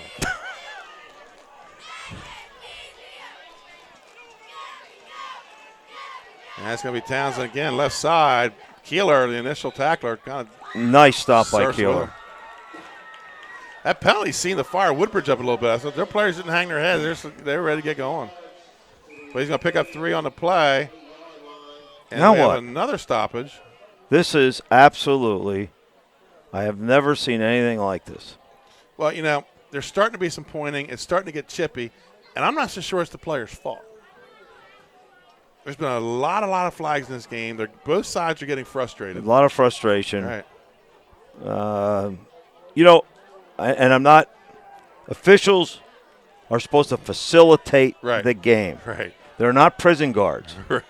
So I like that analogy. I've been through this a lot of years with people, and it takes a special personality to be a good one. And this is going to be the Shields, and he's going to be tripped up. One-hand tackle, your old ankle pick. The ankle pick, there it is. 3, Jaquan Massey. but and we have a timeout. they are in their flow right now. Right. So we have a timeout, Woodbridge, on a 3rd and 2. And, folks, we're going to take one with them. We'll be right back. Your score, Woodbridge 14, Laurel 0. The Hadley Group is your local real estate resource. Brian Hadley joined Patterson Schwartz & Associates in 2005. In 2013, Nicole Flora joined Brian, followed by Emma Burnett and Grant Jepp in 2014. That's when the Hadley Group was formed. Patterson Schwartz Associates offer you exceptional knowledge of local market conditions and a commitment to represent you honestly and professionally. So for your next purchase or sale, think the Hadley Group. Visit our website at thehadleygroup.re.com. The Hadley Group is your local. Welcome back to Schallenberger Field, ladies and gentlemen. Laurel, Delaware. Benny Mitchell here with Jim Tack. It's 3rd and 2 for the Bulldogs. It's a long drive here, mostly the last 2 first downs by penalty.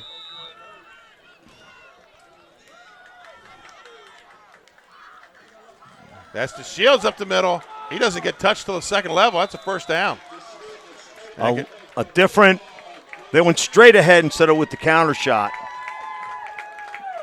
Like Keeler on the stop.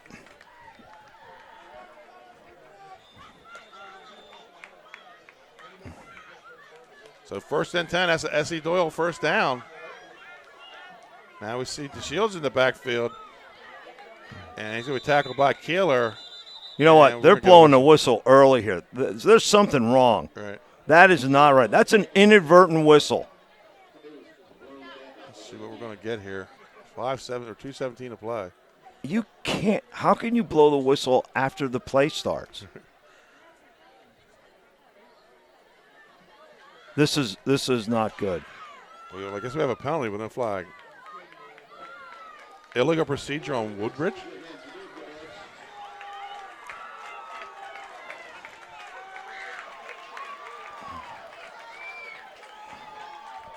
Should have been stopped earlier than that. All right, so that's going to bring up a 1st and 5. 2:17 to play here in the half. Chains are. The Shields up the middle. And tackled by number, is that 66? Yes, it is. Yeah.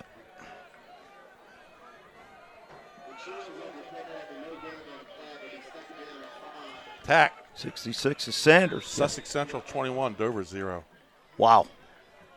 Wow. I did pick Central to win, but I didn't think they would shut down that offense like that. This time's going to be Purdue on the keeper. It looks like he has enough for a first down. On the stop was number 9, Massey. And, you know, they're getting in their groove, in their deal right now. This is what they do. That's a S.E. Doyle first down. This time he bumps into Townsend, but gets some running room.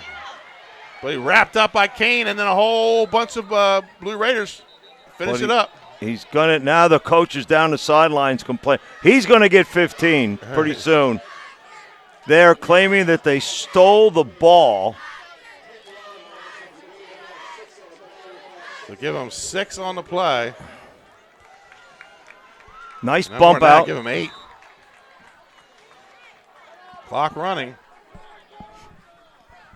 Approaching a minute to play here in the half. And that's the Shields. He is pounding. And does not have a touchdown. That's a first down. I did not see the stop on that. Didn't either. It was in the middle. So that's S.E. Doyle first down. And we're in the red zone. Brought to you by Lasher's Barbecue. And that's Purdue. Looked like he was pushing the ball. Touchdown. Was it Purdue or Shields? It was Shields, and it was Purdue behind him. Okay. With 43 seconds to play. And the Bulldogs score their first touchdown of the game.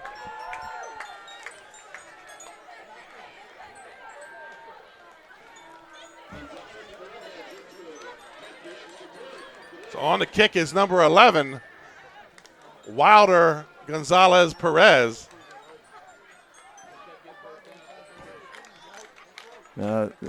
Couldn't find a tee. I would have thought he would have been the guy bringing it in. Somebody must have thrown it on the field. They did. The two coaches threw it on. You think the Kicker would bring it on. Low snap, and that's going to be a problem. Yep. And they're going to wrap up Purdue. That was number 7, Stones. And he is, I would look at that possibly a taunt to the sideline. In this game? Yeah, definitely. Yeah. I don't know how they missed it. So 43 seconds to play here. They stopped the extra point kick. The ball kind of rolled back to the holder. Stones has had a fumble recovery, right, and a blocked field goal. Now, almost special teams though. Almost to the half-tack. And guess who's back there? Yeah. I would dribble this. Oh yeah. Kick it hard, but dribble it. Don't make them feel it. Make them play baseball. And they do. They bounce it down, but it's going to be picked up by Haynes, and he's got some running room to the outside. He's got Keeler in front of him to block. Haynes is going to return it for a touchdown. I see no flags. Unbelievable. Should never happen. They call that the ensuing kickoff. Right? Oh. He went about 60 yards with that. He has some wheels. Yes, he does. Only a junior. So all that work, ate up time, got the ball downfield,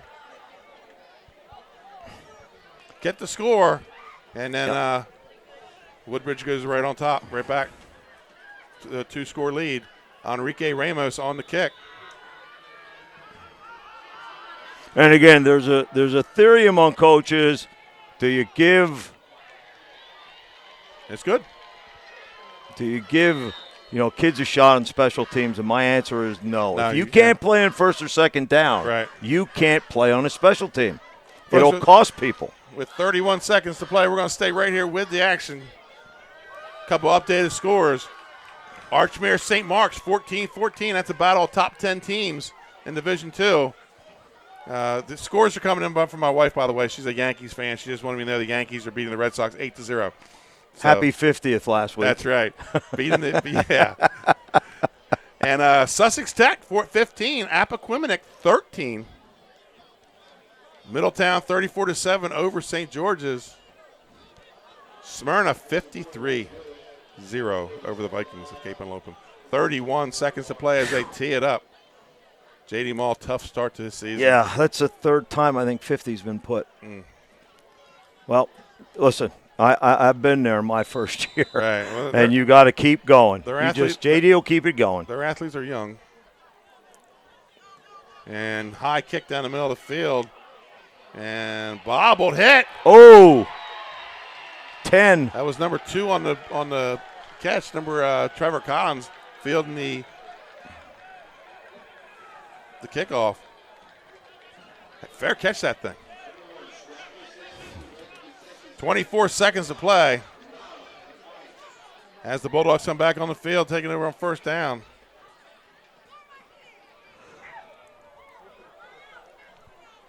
It's a shame because Laurel had found themselves, they found the Shields up inside instead of the counter Trey Power. Right. And then to give it back on a kickoff, and I was so afraid of that. Right.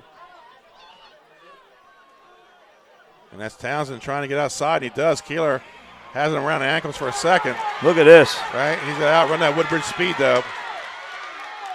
And that's going to be number 5 on the tackle. Corey Hastings able to bring him to the ground. No flags on the play. They're trying to call a timeout, and they will not look at the kids. So they get it with 14 seconds to go. But I've not seen where from here where Purdue has that kind of arm, at least in the game so far. He's throwing a couple look-ins. It's the look-in. Right. And they will do that when their back's against a wall. Well, yeah, What do you think he has? 2 plays yet? Yeah, you could throw look-in here, timeout, and then throw one to the end zone. Not really got to see. We've not seen Purdue's arm yet in this game. Everything he's thrown has been 10 and under. Some big pickups. Number 3 earlier in the game, Sanders took a look in for about 20-plus yards.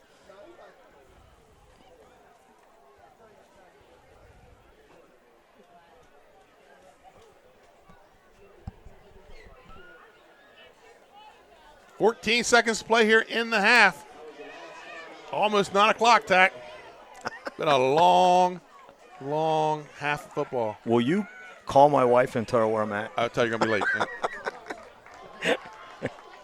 She's probably listening. She listened last week again and watched. So trips to the far side. I'll tell you, I'm This a Big Ben? Yeah, look who's going back deep.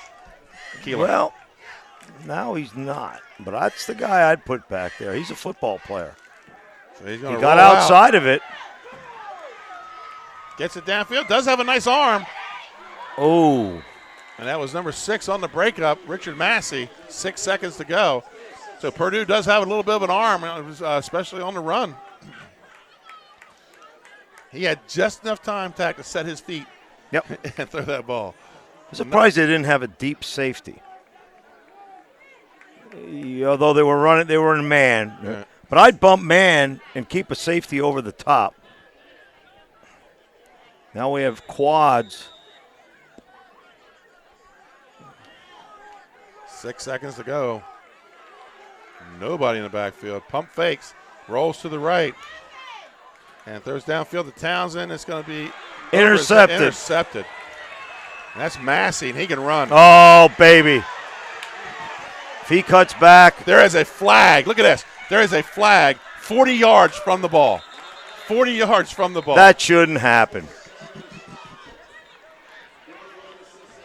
Massey was inside the 20, and our referee back here threw one at the 30. That had nothing to do with the play. That's a terrible call. That's a terrible call. And it's against Woodbridge. So it must be I guess we're going to call block in the back. 40 yards away from the ball. And That's not what an official should. I'm sorry. So technically that's a defensive penalty, correct? Or does that make it an offense because he intercepted? Offensive penalty. Right. So they decline it. End of the half.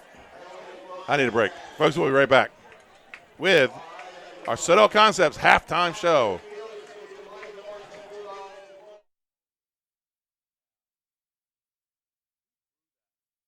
Hi, I'm Scott Kammerer from Sodell Concepts. And I'm Ronnie Burkle from Papa Grande's. Come visit us at Papa Grande's in beautiful Fenwick Island, Delaware. See you soon. At Papa Grande's, we serve fresh, authentic Mexican food with specialties like blackened fish tacos and short rib cheesesteak burritos. We have great nightly specials throughout the second season and serve the best happy hour at the coolest bar every day year-round. We are open 7 days a week, all year long. Papa Grande's overlooking the water in beautiful Fenwick Island, Delaware. Come check us out. Hi, I'm Scott Kammerer from Sodell Concepts. And I'm Ronnie Burkle from Papa Grande's. Come visit us at Papa Grande's in beautiful Fenwick Island, Delaware. I'm Sarah, the Director of Events at Baywood Greens. Planning a wedding is an exciting and wonderful time. Let us help you make it great. Our experienced team of hospitality professionals coordinate and execute every detail to provide a stress-free experience so you can focus on the moment. From food to flowers, we prepare everything on site, tailored to your vision. Let Baywood Greens transform your next event to a memorable experience.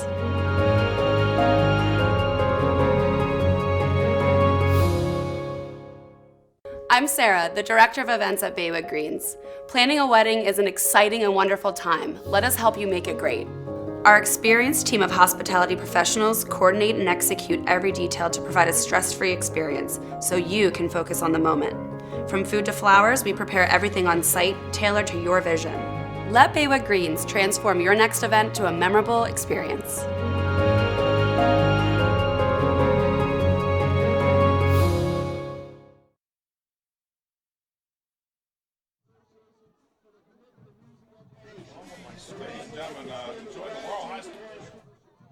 Ladies and gentlemen, join the Laurel High School Marching Band, and we'll be back shortly with the Soto Concepts halftime show with the arena's halftime stats.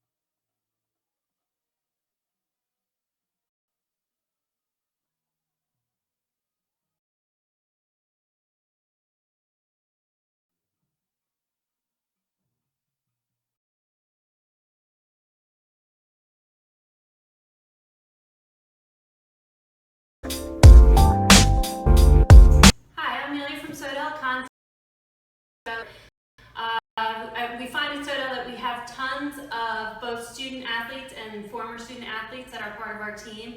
And we're just going to talk about a few people who work with us who are really involved in sports in our area and beyond. This is Molly. She works down at Northeast Seafood Kitchen. Tell us what you do there, Molly. Hi, my name is Molly Chamberlain, and I work at for Sodell. Okay. And Molly's going to tell us a little bit. She's very involved in sports, and she's going to tell us a little bit about her background in sports, when she started, all that kind of thing. What sports she's played. Yeah, so I started playing soccer when I was 5 years old. I started out at River Soccer Club, which is in Frankfort, Delaware. I played for a travel team starting when I was 8 years old. I was actually on the first girls travel team at River Soccer Club. And I started playing field hockey when I was 9 years old. Started going to camps and clinics, and I played field hockey and soccer through high school. College, I went to University of Delaware, and I played club soccer there. Okay, cool. And can you tell us how you feel like being involved in sports and part of a team have helped you in your professional life? Now that you're obviously a phys ed teacher, so you're still involved in athletics, but how has it helped you in other ways? Yes, so playing in high school really made me realize that I just love sports. I love all sports, and that led me to want to be a physical education teacher today. Now I am coaching a girls travel soccer team out at River Soccer Club. I also coach field hockey at Indian River High School. I'll be the Selbyville Middle School soccer coach for the girls team. Okay, I do a lot of clinics for field hockey as well. I was more of a soccer player throughout my whole life, but as I've gotten older down in the Indian River School District area, there's really more of a need for field hockey coaches. We have a lot of soccer coaches. We don't have very many field hockey coaches, so I found myself doing a lot more with field hockey lately. But I mean, throughout the spring and the fall, I'm coaching 7 days a week. I think sports have taught me a lot about commitment. My parents always had a very strict rule. If you started a season or if you started something, you had to finish it. And I think that's kind of followed through with everything I've done. Like I said before, I'm going into my 8th year at Sodell, and really taught me a lot about commitment. Right, that's really cool. And I mean, obviously to you, Molly, it's impressive that not only did you commit yourself, but now you're helping the next generation of kids come up and be able to be involved like you were, and that's awesome. And like, is that part of your, because you're coaching 3 teams really during the school year, plus working in the off season at the restaurant. That's a lot of time and energy and commitment. Yeah, it's something I really enjoy doing. Already today I had field hockey practice. I really just enjoy coaching young female athletes. They're very committed to the game. They, for the most part, enjoy being coached, and it's just something I really love doing every day. That's wonderful. All right, thank you so much, Molly. Molly down at Northeast Seafood Kitchen, who's part of the IR team there also, and we're so grateful for you coming in and talking to us today. Thank you. Yeah, thank you.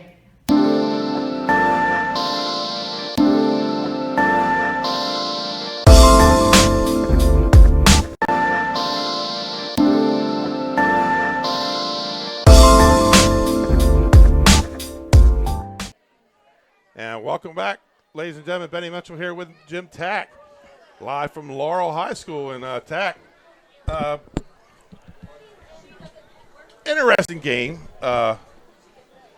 Woodbridge jumped out on front, came out front, jumped out, and ton of penalties, lots of penalties. Well, and then Laurel kind of got back in it and gave up the touchdown on the kick return. Yeah, Laurel fought hard to stay in there. The statistics indicate that Woodbridge should be winning by quite a bit. Right. However, I have 9 penalties. There's more than that against against Woodbridge, yeah. And I have 5 against Laurel. Right. That was the problem for Woodbridge last week. Mm-hmm. And they had 1 touchdown called back tonight. So you're seeing a very good football team, Woodbridge, but a team that needs to just get together on the penalty stuff in practice. if you do it in practice, you're going to do it in a game. And folks, you're watching the the Sodell Concepts halftime show with Benny Mitchell and Jim Tack. And here are the Arena Deli halftime stats. And you're right. I mean, look at them. Total yards, Woodbridge 200, Laurel 124. But the glare is 5 turnovers, all these penalties. Yep. What I think the key is to Woodbridge right now is they've thrown the ball for 104 yards. They've thrown more than they rushed for tonight. Yep. And that's where they were having some trouble last week. Kane, 10 carries, 41 yards, 2 touchdowns. Massey has 36 yards, but he had that big fumble. Townsend approaching 100. He has 11 carries for 86 yards for Laurel. Massey has 70 yards in receiving. Haynes, 4 of 8 for 104 with 1 interception. And Purdue 1 for 4 for 15. So if you're talking right now, you're thinking, oh, wow, Kane, 2 touchdowns, player of the game. But right now, I think Troy Haynes has really been the key of the offense. And that was the point I was going to make. I think that you're seeing Haynes start to develop the short, quick game. Every time he has thrown that, it has been – the ball has come out fast. It's been right in a catchable position that the receiver can take off with it. I'll bet Coach is going to continue to work on that, and that's almost like running a toss sweep. Right. So the two teams come back out on the field. Scoreboard 21-6 for Woodbridge. And let's get some scores in for the Barclay Heating and Air out-of-town scoreboard. Appoquinimink, the Jaguars, they've jumped out on top of Sussex Tech. They take the lead back 19-15, trying to spoil Sussex Tech's homecoming. And then St. Mark's takes a 21-14 lead over Archmere, big Division II game. And that's the last. Oh, and the one I want to talk about, Sussex Central 21, Dover 0. Tack, I took Sussex Central in this game in our picks, and I'm thinking, 24-21. I just did not see the Golden Knights shutting the Senators out. So, No, I know that they were a little concerned at the beginning of the year in regard to how they'd progress. So they're obviously doing a great job of getting things together. Tough to make a business in the castle in Georgetown. That's Sussex Central, let me tell you. John Wells, longtime coach there. The fans turned out for that game.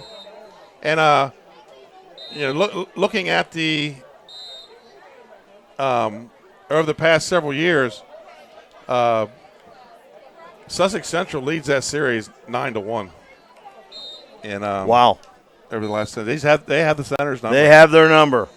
And Dover having a great year, but they're not used to being there yet. Right, you're right. So you start to think a little differently, and we're going to be good, and that's all part of learning how to win. Right. And listen, Dover's doing a great job. They're off to an awesome start, but obviously didn't take it as serious as that's not true. They always take it serious, but you think differently when you haven't been there before. Right.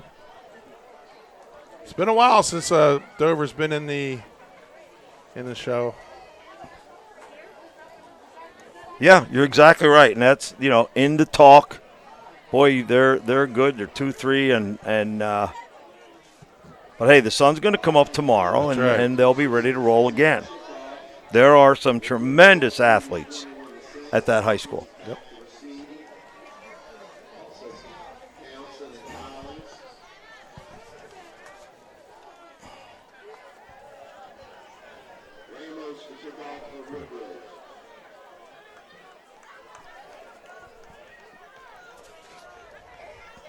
So there we go. Ramos to kick off.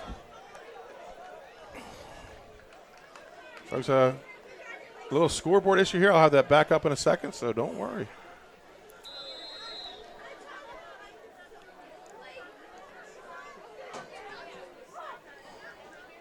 And Ramos kicks it deep. Back to number 8, Hitchens, who's going to take it at about the 15. Cuts it up inside. Looks like there's a little inside wall there. That's number 23. Big stop. Reagan Ogden. Great stop, and I'll tell you what, Hitchens was moving. So that's going to be, they'll take over there 1st and 10.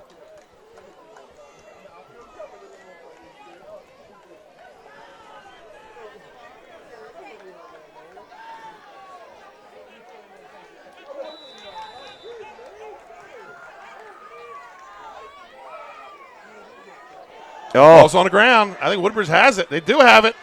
That's number 9, Kamon Massey.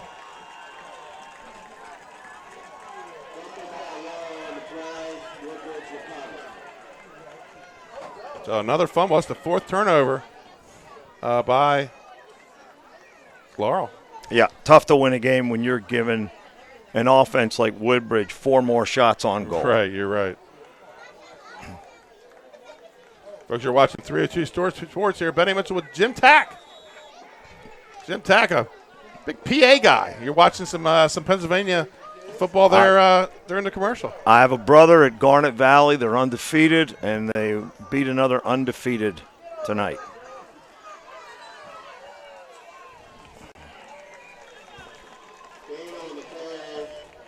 So Kane on the play, picks up a first down. That's a S.E. Doyle first down. That's going to put the ball at about the 25. Stop that time, Jamar Townsend, number 9.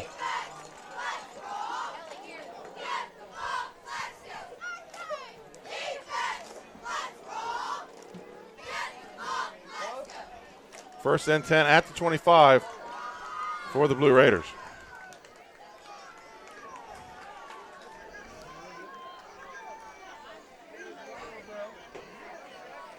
And not sure who the carry was, but they got a second effort. Great push. And they pull him off to the ground. That is number, that's 8 again. That's Kane. Great push that time.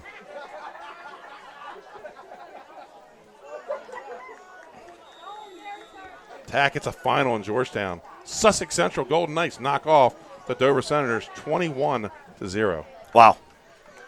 Great win. Congratulations.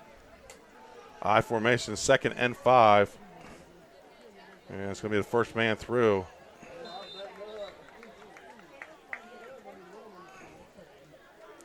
And again, in there, Anderson again in on the stop, 72.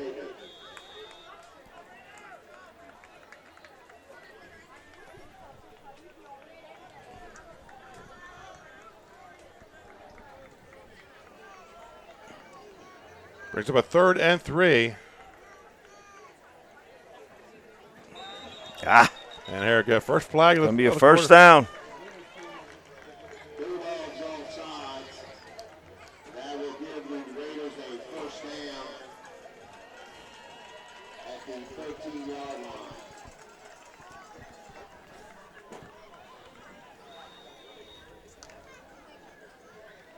First down, and we are in the red zone. Brought to you by Lasher's Barbecue. Wow, that was 55. Kashad Gillespie. He came off the ball. Yes, he did. Nice stop. And they've been able to play with their backs against the wall, but that just hurts when they get their field position.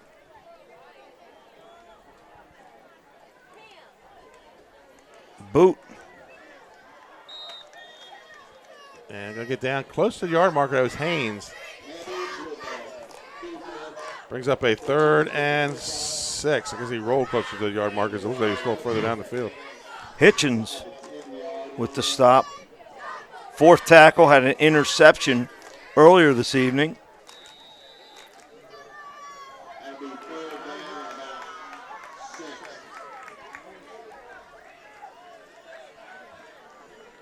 Two downs to get formation. 6.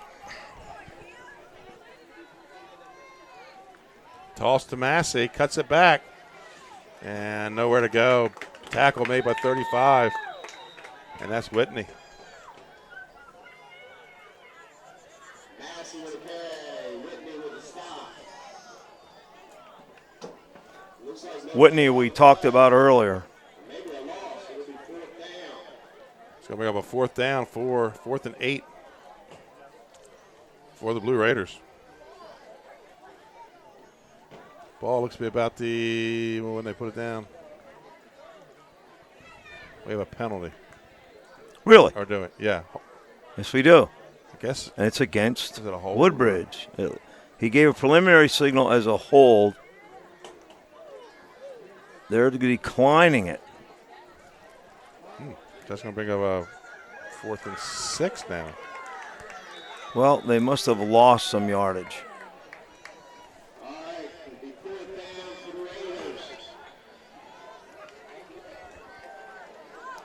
It's their 4th hold tonight. Wow. 2nd personal foul. Haynes drops back, short drop, looks over the middle. It's got Westcott, but just out of the, just a little high. And it's going to be a turnover on downs. Laurel takes over 1st and 10. You know, Woodbridge is a good football team. Mm-hmm. If they get this stuff corrected, you could see them playing late in the year. Yeah. But it's a shame. They need to get these penalties corrected. It has cost them multiple scores. Right. So drive stalls, 1st and 10. Looks like about their own 10-yard line.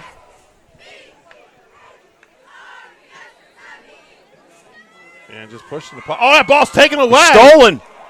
That was number 10, Hammond, and he's going to score a 10-yard fumble recovery for a touchdown. He did it earlier, but they blew it dead.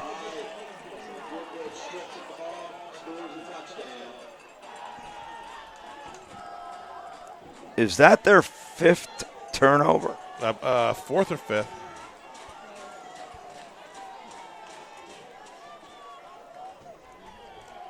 Touchdown, Woodbridge makes it 27-6.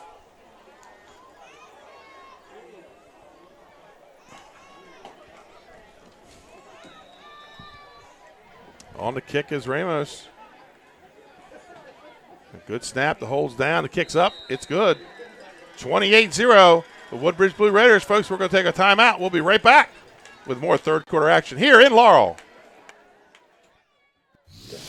Unique Image opened for business in Wilmington, Delaware in 1979 with one focus, wowing our customers with great products and even greater customer service. 30 years later, we are still doing exactly that. Whether you're looking for marketing tools to business, gifts for your employees or clients, or planning a special event, we're here with the voice of experience to help you every step of the way for your complete satisfaction. Visit our new showroom in the Mill Creek Shopping Center, 4577 Kirkwood Highway. Unique Image, you envision, we create. Unique Image. And welcome back to Laurel, ladies and gentlemen. Benny Mitchell here with Jim Tact. 28-7. And, you know, this is what we talked about. This game could start getting away from us. Yeah.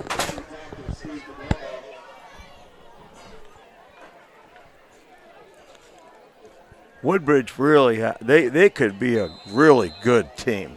Right. It's just they make just, like you said, too many the mistakes. Penalties.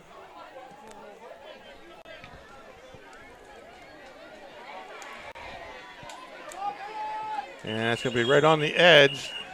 Who's that on the carry? Number 8, Hitchens. He's had a quiet, nice game for Laurel. Yes. A lot of tackles. And so 1st and 10. Newton. For the Bulldogs. A 9th grader on the tackle.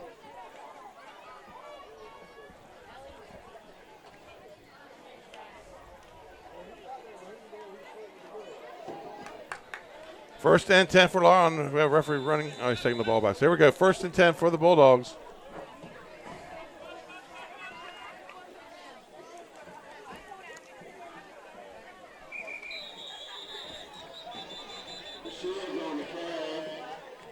I have no. Oh, no, there's something laying on the field. It's not a flag, though. So 2nd and 8, gain of 2 on the play.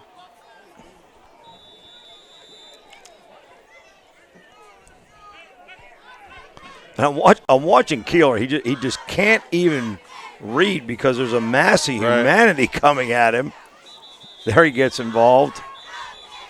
Don't do that. Don't do that. Hey, threw it. Who'd he throw it on? By 27. On the Shields?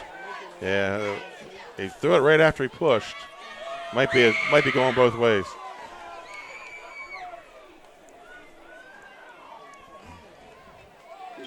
Yeah, it's going to be on Laurel. On Laurel.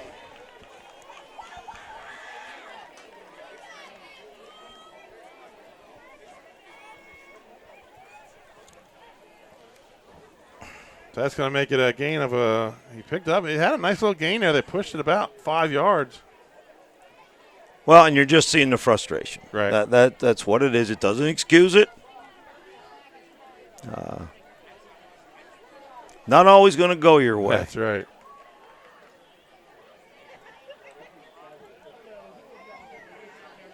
So they mark off the 15 against Laurel. And if you're both coaches right now, you got 6 games to go. You might want to nip this in the bud right now tonight. Yeah. And you don't want to miss somebody next week. Right. They get thrown out of the game and you lose them.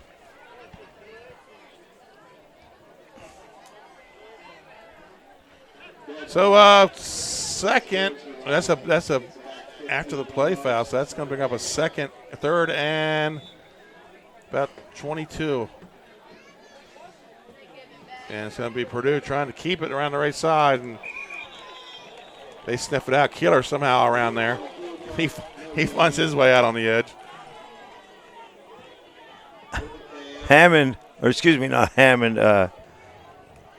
White. He going after another steal, too. Right. He's trying to get another one. Another one.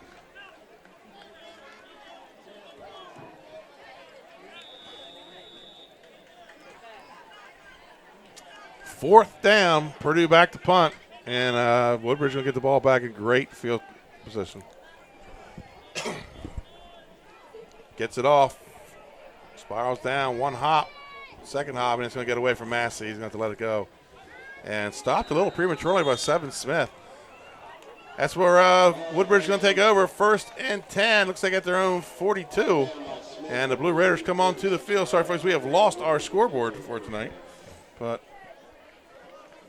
while we have this break, let's go to our Juwan Johnson State Farm trivia question. Laurel has won 3 state titles in school history. During one of those tournaments, the Bulldogs scored a mere 14 points in the entire tournament. What was the year? Laurel has won 3 state titles. During one of those tournaments, the Bulldogs scored a mere 14 points in the entire tournament. What was the year? We'll give you that answer when we come back in the 4th quarter. And that's going to be first down. Now they're going to call him about a step short. Kane on the carry. Or excuse me, Massey on the carry. It's going to bring up a 2nd and 1. The Shields on the stop.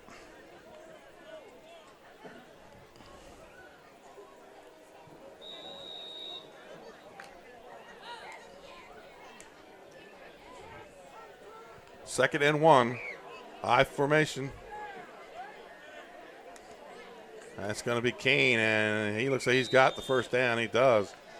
That's going to be another S.E. Doyle first down. And we have a final at the beach. Smyrna 53, Cape Henlopen 0. St. Mark's now up on Archmere 28-21. And we already gave you the Sussex Central 21-0 victory over Dover. Big win for the Golden Knights. Yeah, that is huge. With under a minute left, we have an upset in Division II. If it holds, St. Elizabeth's number 10.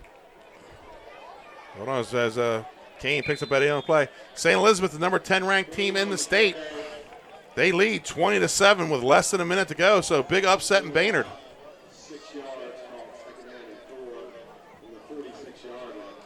That's going to bring up a 2nd, and we'll call it 4 here. 6 yards on the carry for Kane.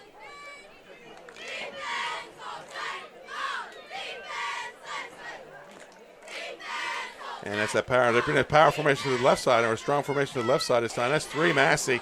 And he's going to be just short of a first down. Somebody got the death grip on his jersey. I believe it was Shields. Death grip.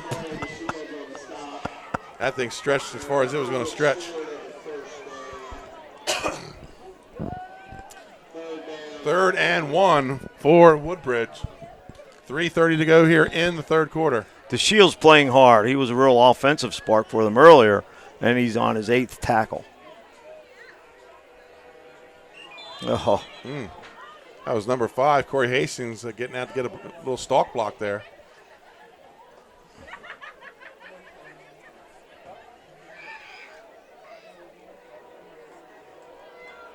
And false starts. That's going to make it a 3rd and 6. Again, I want to remind everybody the blue, all the blue, the powder blue on the field tonight between the referees and the players. This game dedicated to Damian Barnett, sophomore here at Laurel High School, battling cancer. Damian, your wishes from 302 Sports are with you. 3rd and 6, tied up in Archmere St. Mark's, 28-28. Another 2 top 10 teams in Division 2. I formation. Ball's on the ground, and Haynes has to fall on it. It's going to lose about a yard and make it a 4th and 7.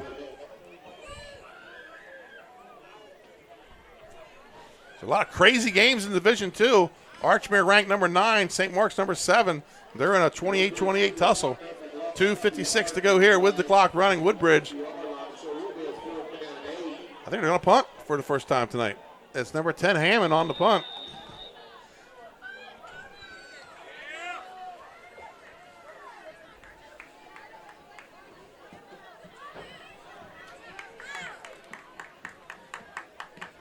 And he gets off a short end over end, and that's going to go out of bounds quickly at about the 31-yard line. So, folks, we're going to take a quick timeout. We'll be right back with more third quarter action here in Laurel.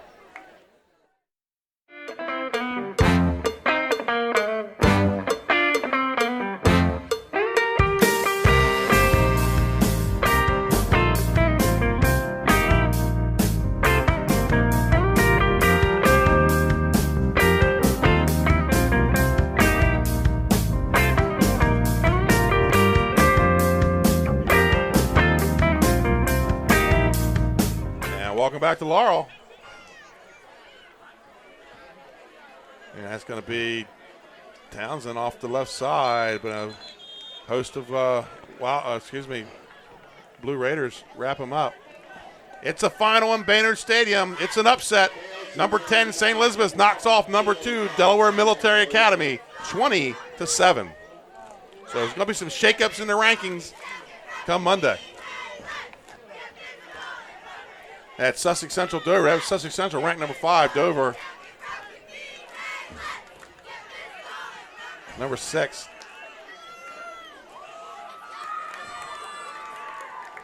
There's your look in. I think he got it.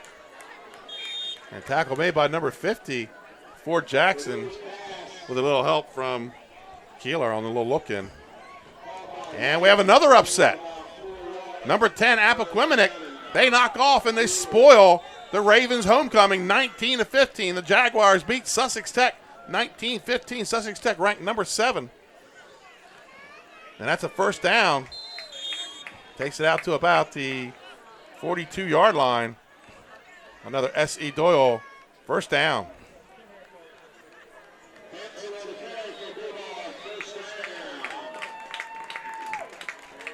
That was Townsend with the first down. It was Ford Jackson with the stop. Purdue looking to throw downfield, and he's throwing into coverage, but he's got it. That's number 1, Robert Malone with the catch. And he just went up, got the ball at his highest point. Yep.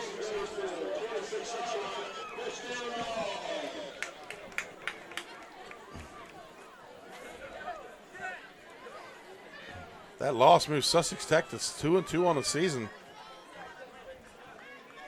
They have yet to start conference play as with the 7-team in the conference. They were the team out this week, playing a non-conference game. But that loss is going to sting. It's a 1-2 Appoquinimink. Referees met there for a little while. I don't see any flags on the field. Is that a flag or is that dirt back here?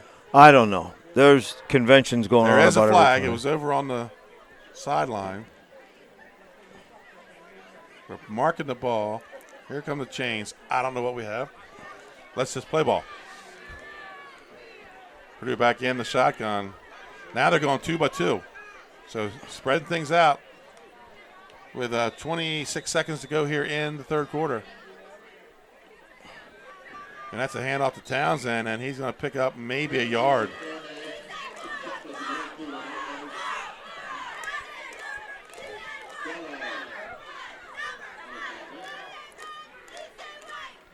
Actually, no gain on the play. 2nd and 10. And 4 seconds to go here in the quarter. He gets the snap off. Look at it. And overthrows number 10. White. I thought I saw something go in the air. It is not a flag. So that's how the third quarter is going to end. The score, Woodbridge 28, Laurel 6. Folks, we'll be back with fourth quarter after this commercial timeout.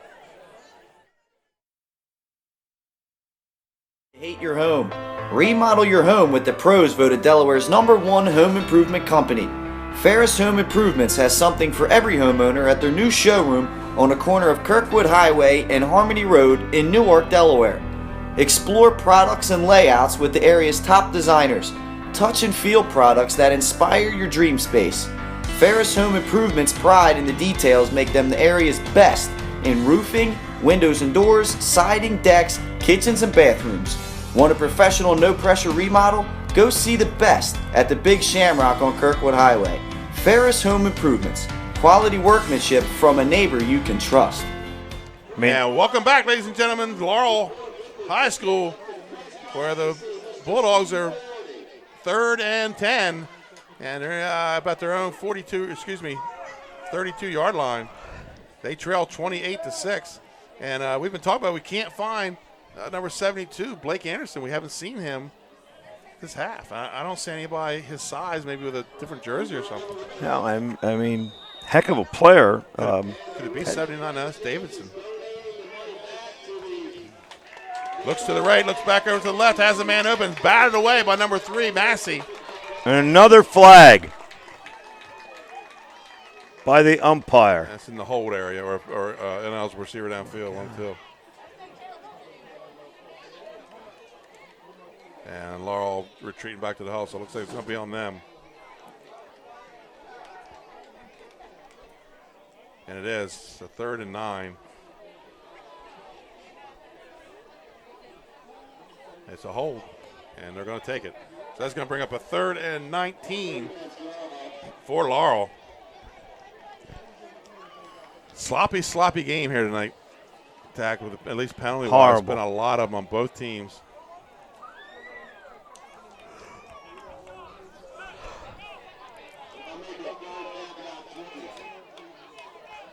So 3rd and 19 for Laurel. And there they go 2-by-2 with Townsend in the backfield. And he looks right and he looks back to his left. And that was great position by Kane. Now the ball hit the field, hit the ground. Nice position by Kane. Got up, knocked it away, brings up a 4th down. 4th and 19 for Laurel.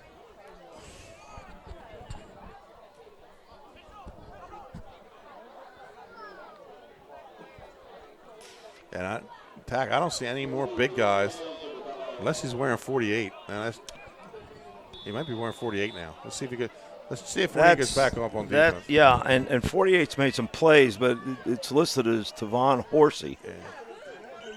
I mean, maybe his jersey tore. Right. I don't know. But that does look like Anderson.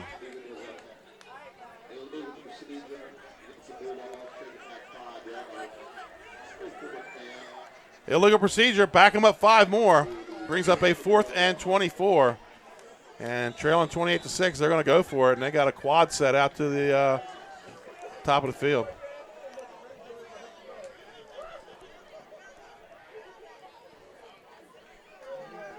Purdue, little short roll to the right, and he's going to float one up. And if it's intercepted, it is intercepted by number 10, Hammond. Might have been better to slap that down, but you know what? The kid's going to take the pick. That's his second turnover of the game, correct? He's got the rip for a touchdown and the now an interception. Yep. Attack here in the fourth quarter. We got to start thinking player of the game for the Louis Pizza player of the game and the Active Pest Solutions pest of the game, Hammond. He just might be that guy in one of those 2 spots. That may have put him over. That's it. Haynes had a good first half, keeping the ball on the ground here in the second half, in the fourth quarter. And the third quarter. They didn't throw much in the third quarter. Second man through on the scissors play. It's going to be Massey. He's going to pick up looks like about 5 on the play. Yeah, I agree with you. I think 48. Yeah, that's Anderson. Is now Anderson. The gain of 4 on the play, 2nd and 6. Final upstate, Middletown beats St. George's 49-7. Middletown, your number 1 ranked team in Division I. So both number 1 teams in the state survived tonight.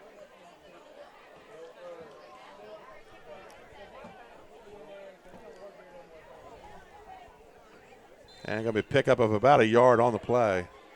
That looks like Massey again. And it looks like Anderson again. That was a 6 this time, just a different Massey.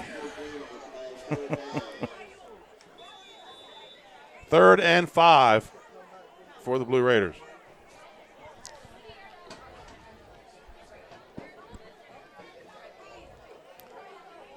Haynes bringing the play in from the sideline. Haynes, a 4-year starter here at Woodbridge. Took over week 3 or week 4 when his starting quarterback, was Holder, I think his name was, broke his leg.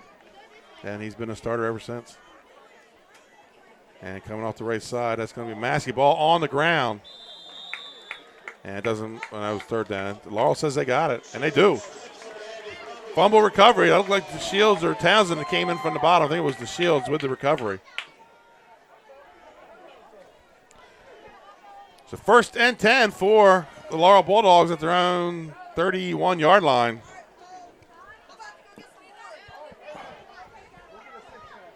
The Shields on a recovery that time? I believe that's who came to the bottom of the pile, yeah.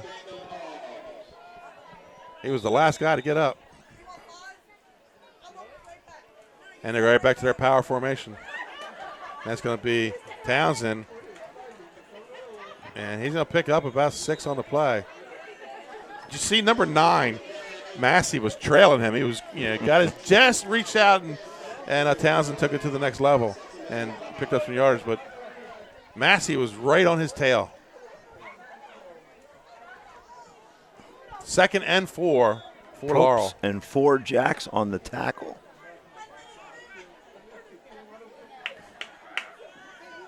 And it's going to be Purdue on the keeper. Nice stiff arm, but number 10 is going to wrap it up. There's going to be a flag on the play. That was Hammond on the tackle. How many tackles does Hammond have now? We've called his name a lot.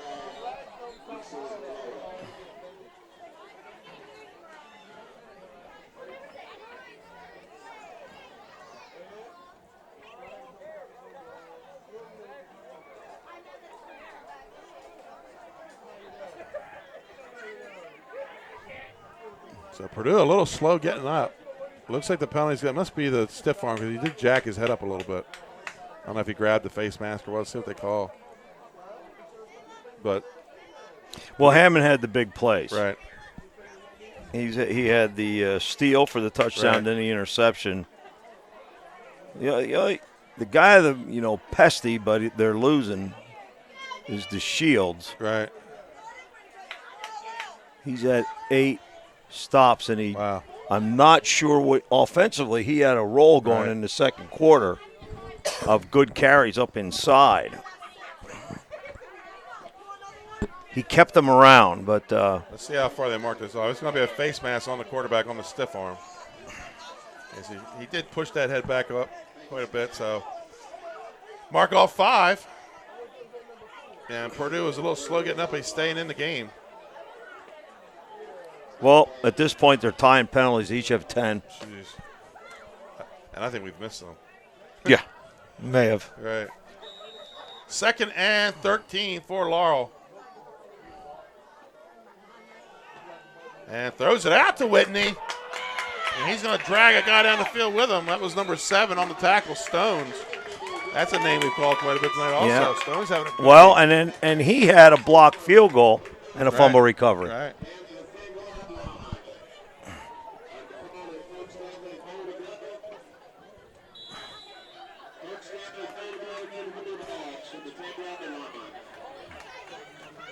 So we're in the Lashers red zone. He breaks out of the pack. Touchdown. Number 9, Townsend.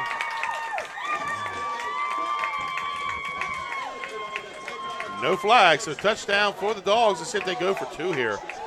And that looks like they're going to do. So Townsend finds the end zone. 28-12. The Blue Raiders still hold the lead.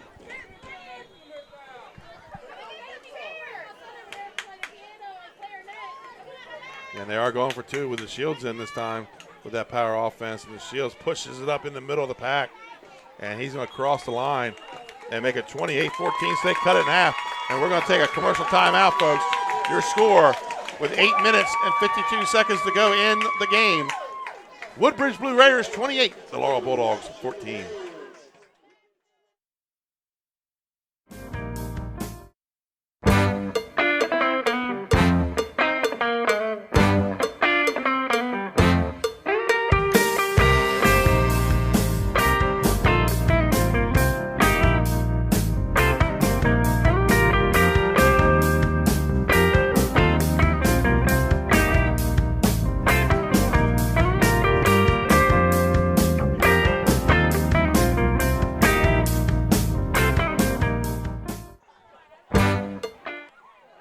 Welcome back.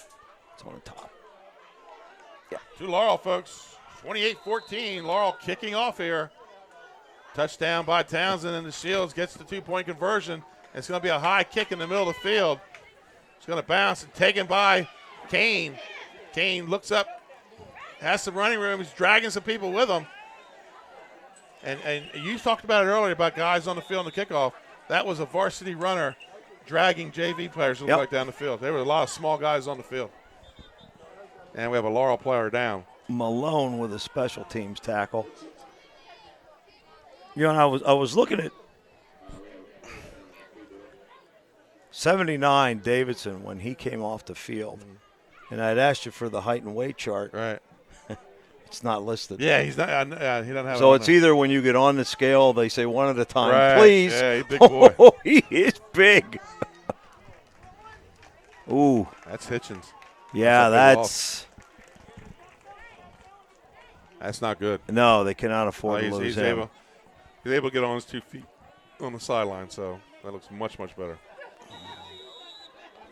1st and 10 for the Blue Raiders at their own 36-yard line. They lead by 2 touchdowns, 28-14. You're watching 302 Sports with Benny Mitchell and Jim Tack here in Laurel, Delaware. And another whistle. Timeout, Laurel. So we'll take one with them, folks. We'll be right back while we take this commercial timeout.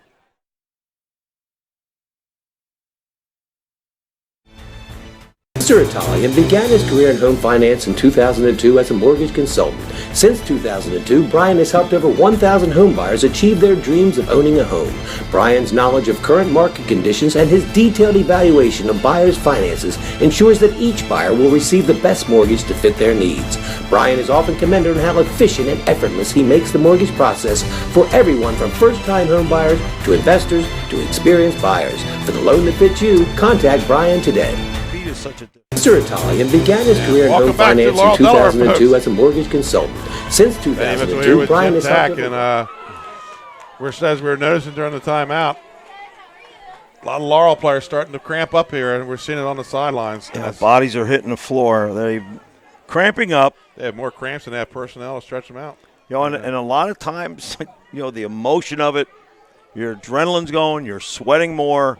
This is a big night for them. And they're going to have a nice season. They played hard. 1st and 10 for the Blue Raiders. And that's number 10 again, Hammond with the carry. Nowhere to go, no gain on the play. Tackle made by number 4, Purdue. There's your quarterback making a tackle. Still making stops. He's had 5 tonight.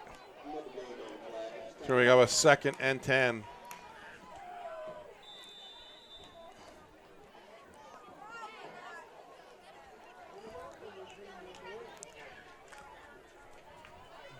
In overtime, they got another upset in Division II. The number 9 ranked Archmere Elks beat number 7 St. Mark's in overtime. Play action, throws downfield. And it's intercepted. I guess we'll call that hand fighting in that one. I kind of thought he pulled him down, but, Yeah. 22 with the interception, Christopher Dugard.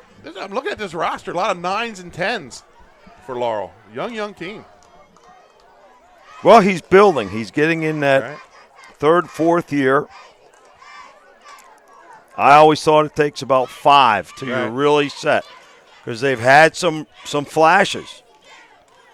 They need to take the positives from tonight, build on those. So we have another referee meeting here. And there was a flag on the play because he's tucking it back in.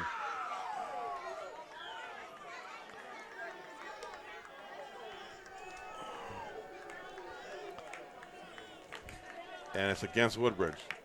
So it looks like it's going to be a personal foul, 15 yards.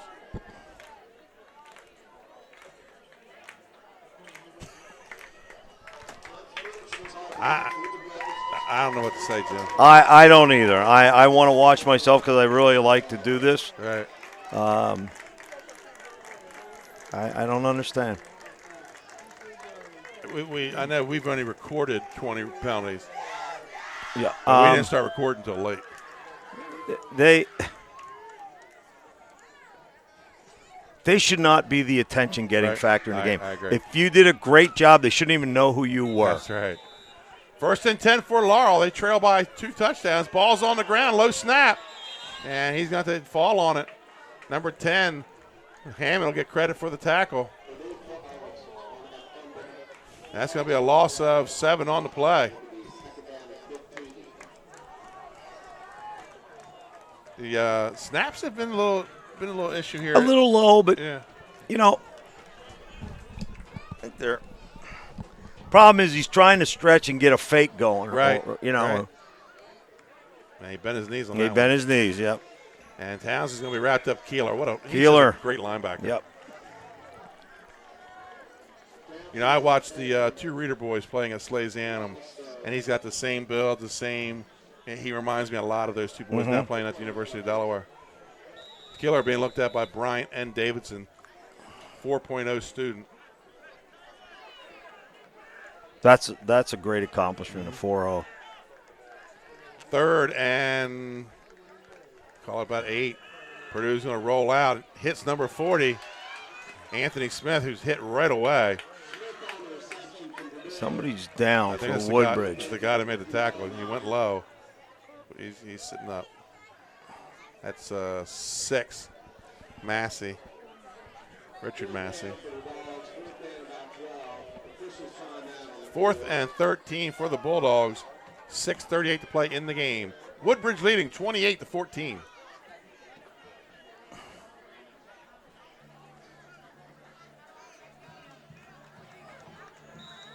Massey walks off under his own power.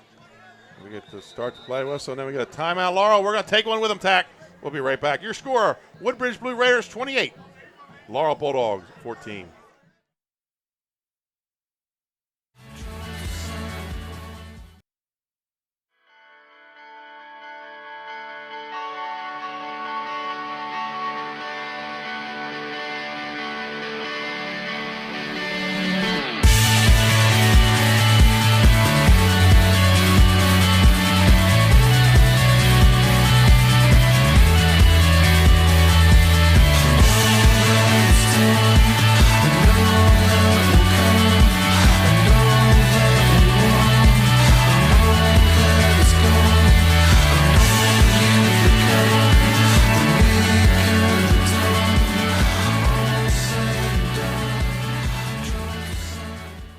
Welcome back to Schallenberger Field here, folks, in Laurel, Delaware. Benny Mitchell with Jim Tack on 302 Sports, bringing you the Hen Open Conference Friday night game of the week. And we have a 4th and 13 at the 50. And down by 2. That's 4 down territory, Tack. So 2 by 2 here. It's just not a wide spread. And he's going to float one to number 1. He catches it. That's Malone. And he's got the first down. Tackle made by 7 Stones. And that's another S.E. Doyle first down. So they're just using Malone's athletic ability there. Float it up, let him go up and get it. A little bit of an underthrow. First and 10 at about their own 43-yard line. And Purdue's going to roll right. Looking downfield's got a man open. That's number 10. And a flag. What is that for? I have no idea. Ineligible receiver downfield. He's not down that far. Yeah, he still isn't. It's intended for number 10, White. I mean, when he threw the flag, he was not even to the 40 or 30, to the 30 yet. I mean, the line of scrimmage is the 40. It looks like it's the 33 or 33. I mean, this is. And he was not past the 30. You got a game that's finished. Right. And this guy continues to throw flags. So, first down and 15 for the Bulldogs.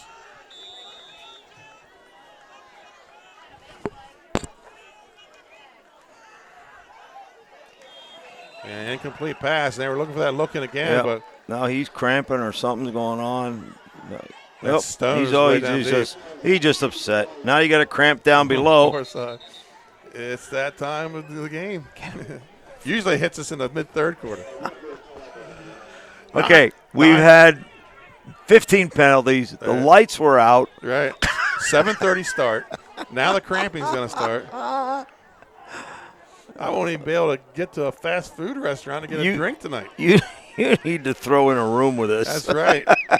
Might have to get an early continental breakfast from a hotel. Or we need to get a travel trailer or something. Yeah. We can get sleep. Oh, my goodness. 9:52 at night, folks. Second down and 15 for the Bulldogs. Got a bunch formation here to the near side. And they're all leaving early. Yeah, another motion penalty. That That one I give them. Yeah, you got to throw that one because you had 3 guys took off before the snap. So that's going to make it a 2nd and 20. And these two teams, Tech, have got to clean it up. Yeah, 12 penalties on the Laurel Bulldogs. And we got, 15? With a conservative count. Yeah. You can always kind of add 2 or 3 per team because you don't start counting until it gets out of hand. 2nd down and 20 for the Bulldogs.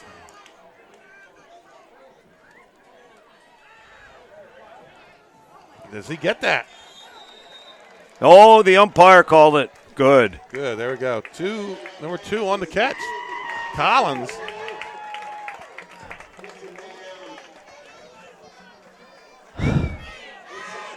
Sorry, folks. That was a sigh. It's been a long night. Been a long night in the booth. There we go. Bunch to the right side this time. 3rd and 6. So Purdue starting to air it out with 5:58 to go. Floats one up. And fingertip it falls to the ground. That was Collins on the attempt. A little bit behind. Almost gets a hand on it. 3rd and 6 for the Bulldogs. They trail by 2. And with 5:20 to play, they have a shot. Because Woodbridge. That's what's really hard to believe. Yeah, Woodbridge with the takeaway fumble or the steal and for the touchdown. That's all they've scored. Their offense has not scored this half.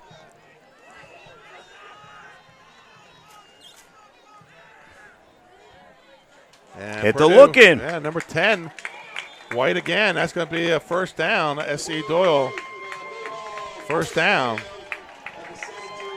And takes us into the 20. Lasher's Barbecue Red Zone, folks. We're in the red zone, brought to you by Lasher's Barbecue. I could use some of that about now. Yeah. Deshaun Ford-Jacks on the tackle. 1st and 10 inside the 20. We'll call it the 17. And now they spread them out, going 2 by 2 with Townsend in the backfield. Looking to his left. Floats it up, and that's going to be batted away by number 3, Massey, and almost on the tip drill was Kane.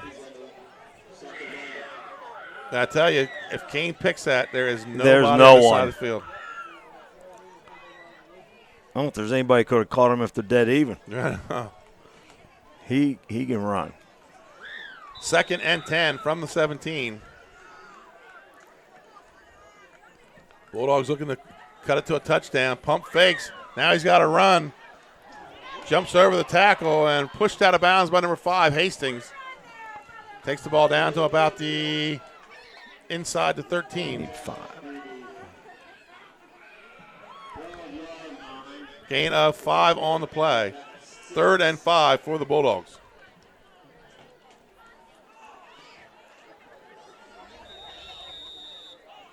Got trips to the right. And by himself, White on the left side. And that's what he's looking for. White. He's going to float it. That's picked off. Oh, by you Kane. almost got your wish. Kane with the interception. And it's going to be Woodbridge ball. 1st and 10 inside the 10 for the Blue Raiders. 4:47 to go in the game. They lead by 2 touchdowns.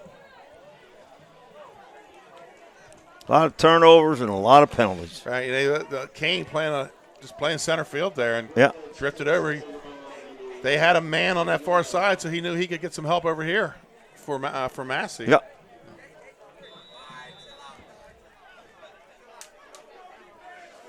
So the Blue Raiders take over on downs, 1st and 10.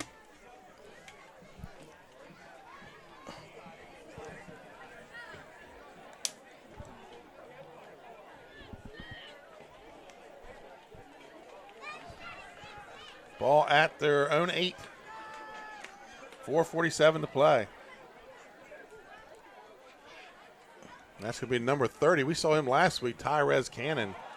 And he fumbles it. Picked up. And returned for a touchdown, number 10, Javier White. Now we got a different game. And they're going to kick it, 28-20.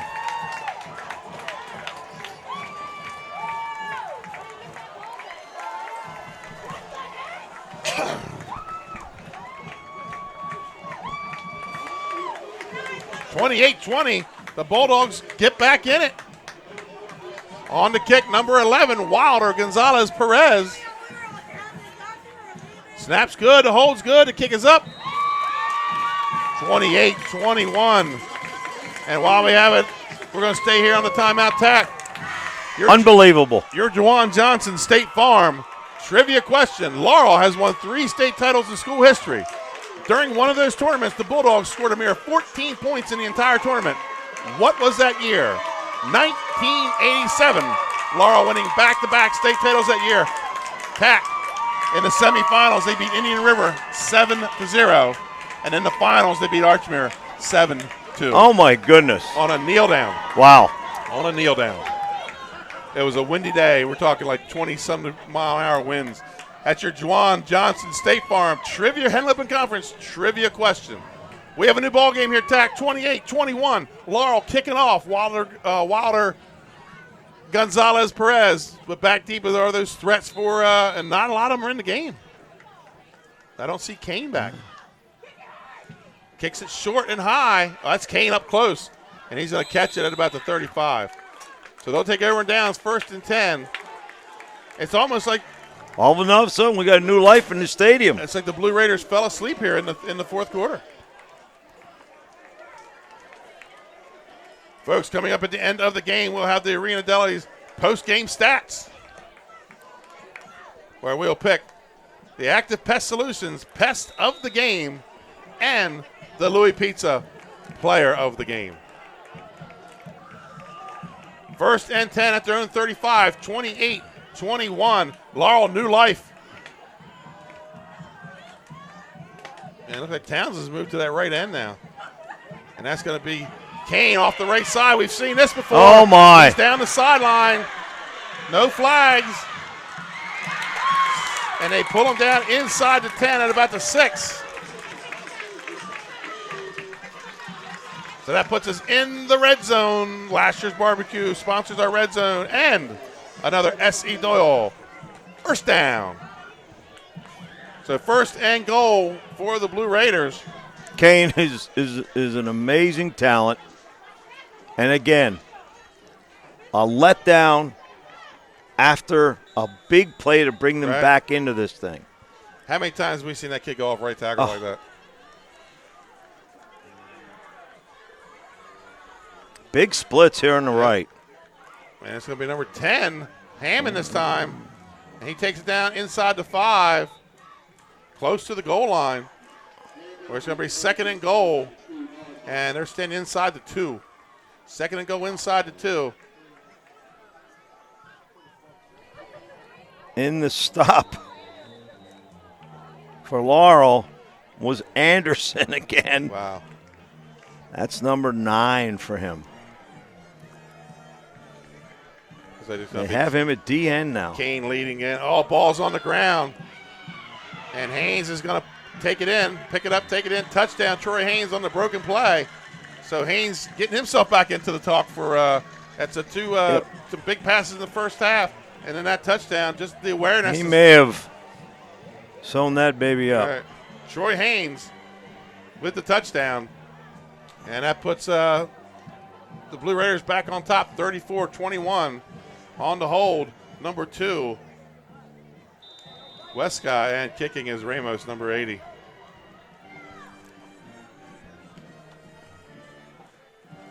Good snap, got it down, it's up, and no good, wide left.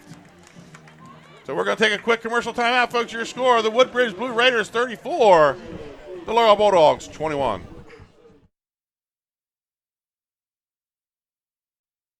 Sodell Concepts. We have 8 locations, a catering company and a food truck right here on the Culinary Coast in southern Delaware, and we'd love to see you at one of our locations.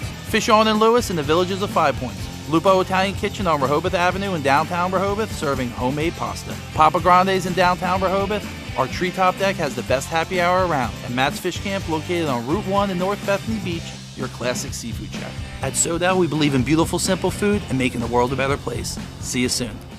And welcome back. I am Scott Kammerer of Sodell Concepts. We have 8 locations, Schallenberger a catering Field. company and a food truck right here in the Laurel, Culinary Delaware, Coast in southern Laurel High Delaware, School. and we'd love to see you at one of our locations. Fish On in Kane Lewis in the wasting- Villages of 5 Points. Kane Lupo wasting Italian Kitchen no on Rehoboth time. Avenue in downtown Rehoboth, serving home. Kane wasting no time getting back down the field. And then touchdown by Haynes. Fumble on the exchange, but he picks it up. Has the awareness to get around the end for a touchdown. Troy Haynes, the quarterback, putting together a pretty good game here tonight. Going to be a kick to number 8. That's Hitchens. And he's going to cut back to the left. Stiff arm, but pulled down on the special teams tackle by 24. Kenny Newton, freshman. Kenny Newton, he tackled right through the stiff arm.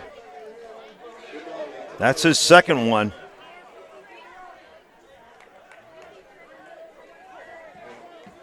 So it'll be 1st and 10 for the Laurel Bulldogs at their own 30-yard line.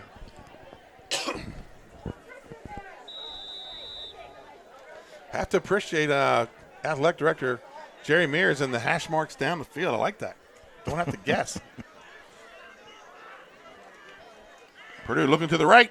Got a man open, and he's going to catch it, but no gain on the play. That's number 2, Collins. Feet went out from under him as he tried to turn around for the ball a little bit behind him. That's going to bring up a 2nd and 10 for the Bulldogs. 3:05 to play here in the game.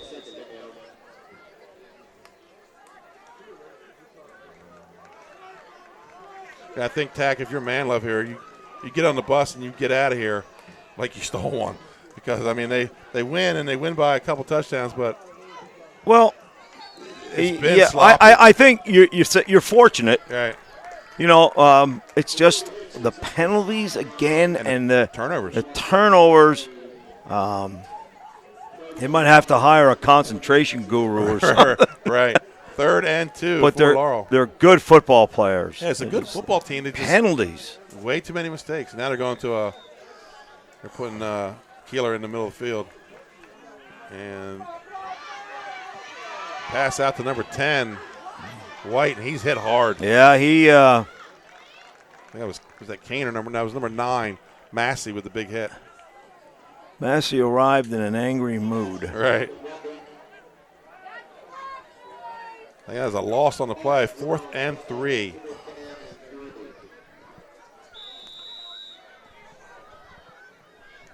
And Laurel's going to have to go for it here. They're down by 13. They got themselves right back within a touchdown, but Jamon Kane took one down to the 6-yard line. And that's Townsend with some running room. And, big tackle by number 11, Trey Haynes.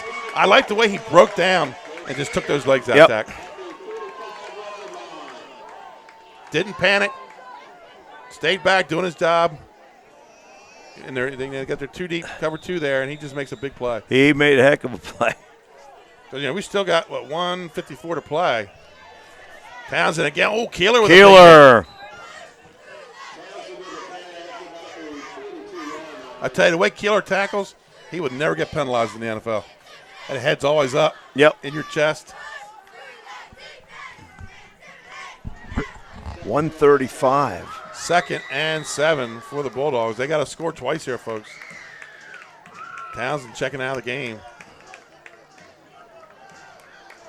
And incomplete. It's going to bring up a 3rd and 7. I don't even think Collins ever saw the ball. It was way out in front of him as he was turning around. So 3rd and 7. Purdue hasn't had a bad game either here. He's been under pressure tonight. No, I was just. He's one of the unknowns in the Henlopen Conference, and he's plays a good defensive game too. Only a junior. And now he's looking down the left side. Nice ball, but that's going to be picked off by Jamon Kane. Second interception for Kane.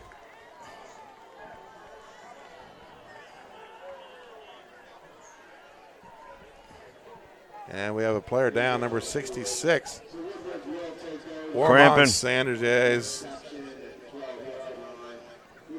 Tack, I think we're going to have to take a couple commercial timeouts at the post game and figure out who the award winners are, because these guys are racking up the stats tonight. 34-21, Woodbridge leads the Bulldogs. 10:07. I don't know if I've ever done a game past 10 o'clock. I have tonight. Find humor in that, huh? Well, I left my house at 20 of 5. Yeah, I know. I hear you. Next week, so far right now, the plan next week, folks, is to have Lake Forest at Indian River. I'm still waiting to hear back from the administration. I'm sure I'll hear back something this week. So we should have Lake Forest and Indian River next week. It'll be me and Dave Frederick Jr. next week down at Indian River. I'm going to lose my cameraman next week, too, going back to his McDaniel homecoming. What's that all about? 1st and 10 for the Blue Raiders. And let's say we're not going to victory formation this early, are we? Yes, we are. They're going to the victory formation just outside the 10. And Haynes is going to take a knee.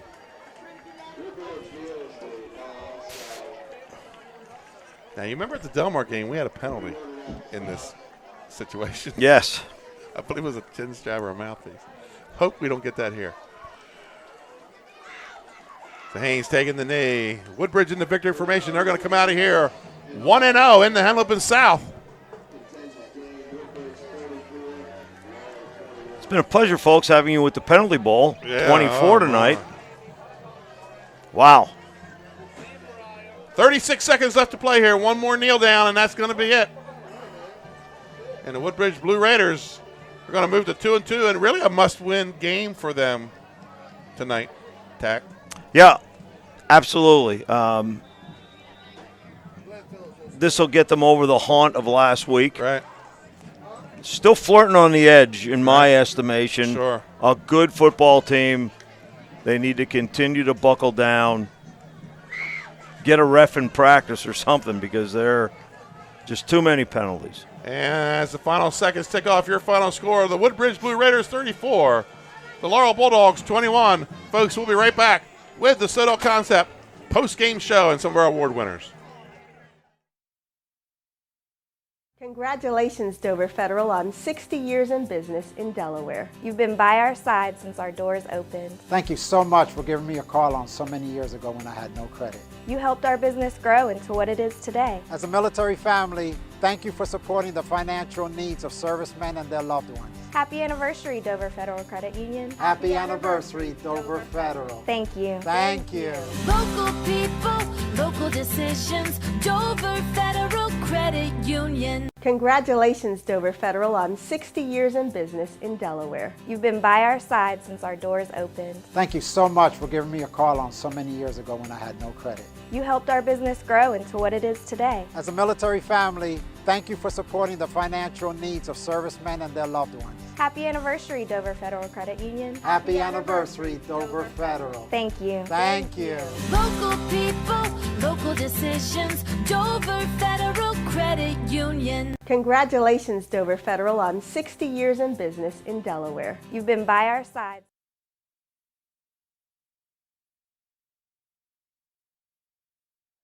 Troy Haynes. And welcome back, ladies and gentlemen. Welcome back. And then when those ants are on the screen, Coach Tack, you know what that means? The pest of the game. Pest. And I would have to say tonight, there's a lot of guys that could be worthy, but I think Troy Haynes' passing attack in the first half and put him in. We were looking at him as player of the game. He picks up the fumble and runs it in. I think Troy Haynes has got to be our pest of the game. Absolutely. And we had, the kickoff return. I don't think that Laurel expected him to throw the ball like that, and that would be a pest. That would be a disruption. Right, yeah. So your pest of the game is number 4, Troy Haynes for the Woodbridge Blue Raiders. And our player of the game, Louis Pizza, player of the game. Who is it, Tack? Jamon Kane. Jamon Kane. Jamon Kane, number 8. 2 interceptions. 2 touchdowns. I'm sorry. And the big run. I'm losing track. The big run down inside the 10-yard line late in the game. Yes. Jamon Kane. I'm sorry. Jamon Kane, number 8. I had his first TD at 7:32. Right. Another one at 7:27 to go 14-0. And then he turned into a defender in the second half. Yes, kickoff return. Right. Another touchdown. Right. I mean, Jamon Kane. just tremendous. Your player of the game. And let's not forget Tajon Hammond. We were talking about Hammond too. He had the interception and the takeaway in for a touchdown. He doesn't quite get an award yet, but hey, the kid's only a junior. No, Kane has a reel he can send out. Yes, from this one with the interceptions and the offensive touchdowns and special teams. He's pretty great evening. Folks, we'll take a quick commercial timeout. When we come back here on the Sodell Concepts post-game show, we'll have the Arena Deli post-game stats. From Sodell Concepts. And I'm Danae from Matt's Fish Camp. Come check us out. Matt's Fish Camp is the small local fish joint with 2 locations on Coastal Highway in North Bethany Beach and Lewis, where we serve up traditional coastal fare and a casual atmosphere with house specialties like colossal crab cakes, lobster rolls, and fried Ipswich clams, along with crowd pleasers like fish and chips, fried shrimp, and a daily selection of fresh caught fish. Matt's Fish Camp, serving up lunch and dinner 7 days a week, all year. Locations in Bethany Beach and Lewis, Delaware. See you soon. And welcome back, ladies and gentlemen, to the Sodell Concepts post-game stats, the post-game show from Arena Deli, for Sodell Concepts. Arena Deli brings you the stats, and here are the stats. Would you believe can't look at the sheet. What team had the most yardage? Oh, Woodbridge. Absolutely not. 305 yards for Laurel, 299 for Woodbridge.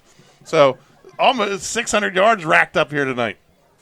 Wow. Passing attack, Laurel, 132 passing yards, 173 on the ground, 14 first downs, 7 turnovers. Woodbridge, 299 total, 84 passing, 215 rushing, 13 first downs, 11 turnovers tonight. Okay, who had the most penalties? Oh, that might be a new category. But I don't know if we could ever match tonight. Woodbridge with 12, Laurel with 11. Right, and that's what we counted. That's what we counted. Yeah, I started in the middle of the first quarter. Right. Probably a couple officials with sore arms. Yeah. Yeah. So Woodbridge in the middle of the field, they're good. They're going to move to 2-2. And the Bulldogs, they dropped to 2-2. But like I said, I mean, Woodbridge is a good team. We know they're a good team. We've seen good they're a football good team. team. But tonight, they get away. They don't win. I mean, they win tonight, but they escape tonight. You're right. 4 turnovers, all those penalties. But, I mean, Laurel equally 7 turnovers. At 28-21, Laurel's in this game late. And it could have. They shouldn't have been. Yeah, it could have easily. They go up 21-0, or 21-6, and just the offense just could not get it going in the second half. And a lot of it was penalties and fumbles. Penalties, fumbles, interceptions. It was a crazy, crazy game. Game kicked off at 7:30. Hopefully I'll have the equipment broke down by 10:30. Crazy game tonight, folks. 7:30 kickoff, which was unusual. And then touchdown less than 2 minutes into the game, and the lights go out on the visitor side. So we get a long break there. Yeah. Then we get the penalties. They started around the second quarter, then the cramping in the third quarter, and some more penalties. So it was a crazy. I'm laughing because I'm delirious. Me too. I'm tired. Hoping to find a bite to eat on the way home. That's going to be tough at 11 o'clock at night. But, folks, our cameraman, Trey Mitchell, great job tonight. Our stat man, boy, each week. He was busy. He's doing a lot of work. He's going to get a calculator. Over 600 yards in total offense tonight. And then that's Dave Marvar, our stat man. 302 Sports, thank you to Kristen Mitchell, updating scores. Also, Nick Howday getting us those scores from upstate. We'll thank them for their help. For Jim Tack, I'm Benny Mitchell here on 302 Sports. Folks, until we see you next time, next week I'll be at Indian River. Good night.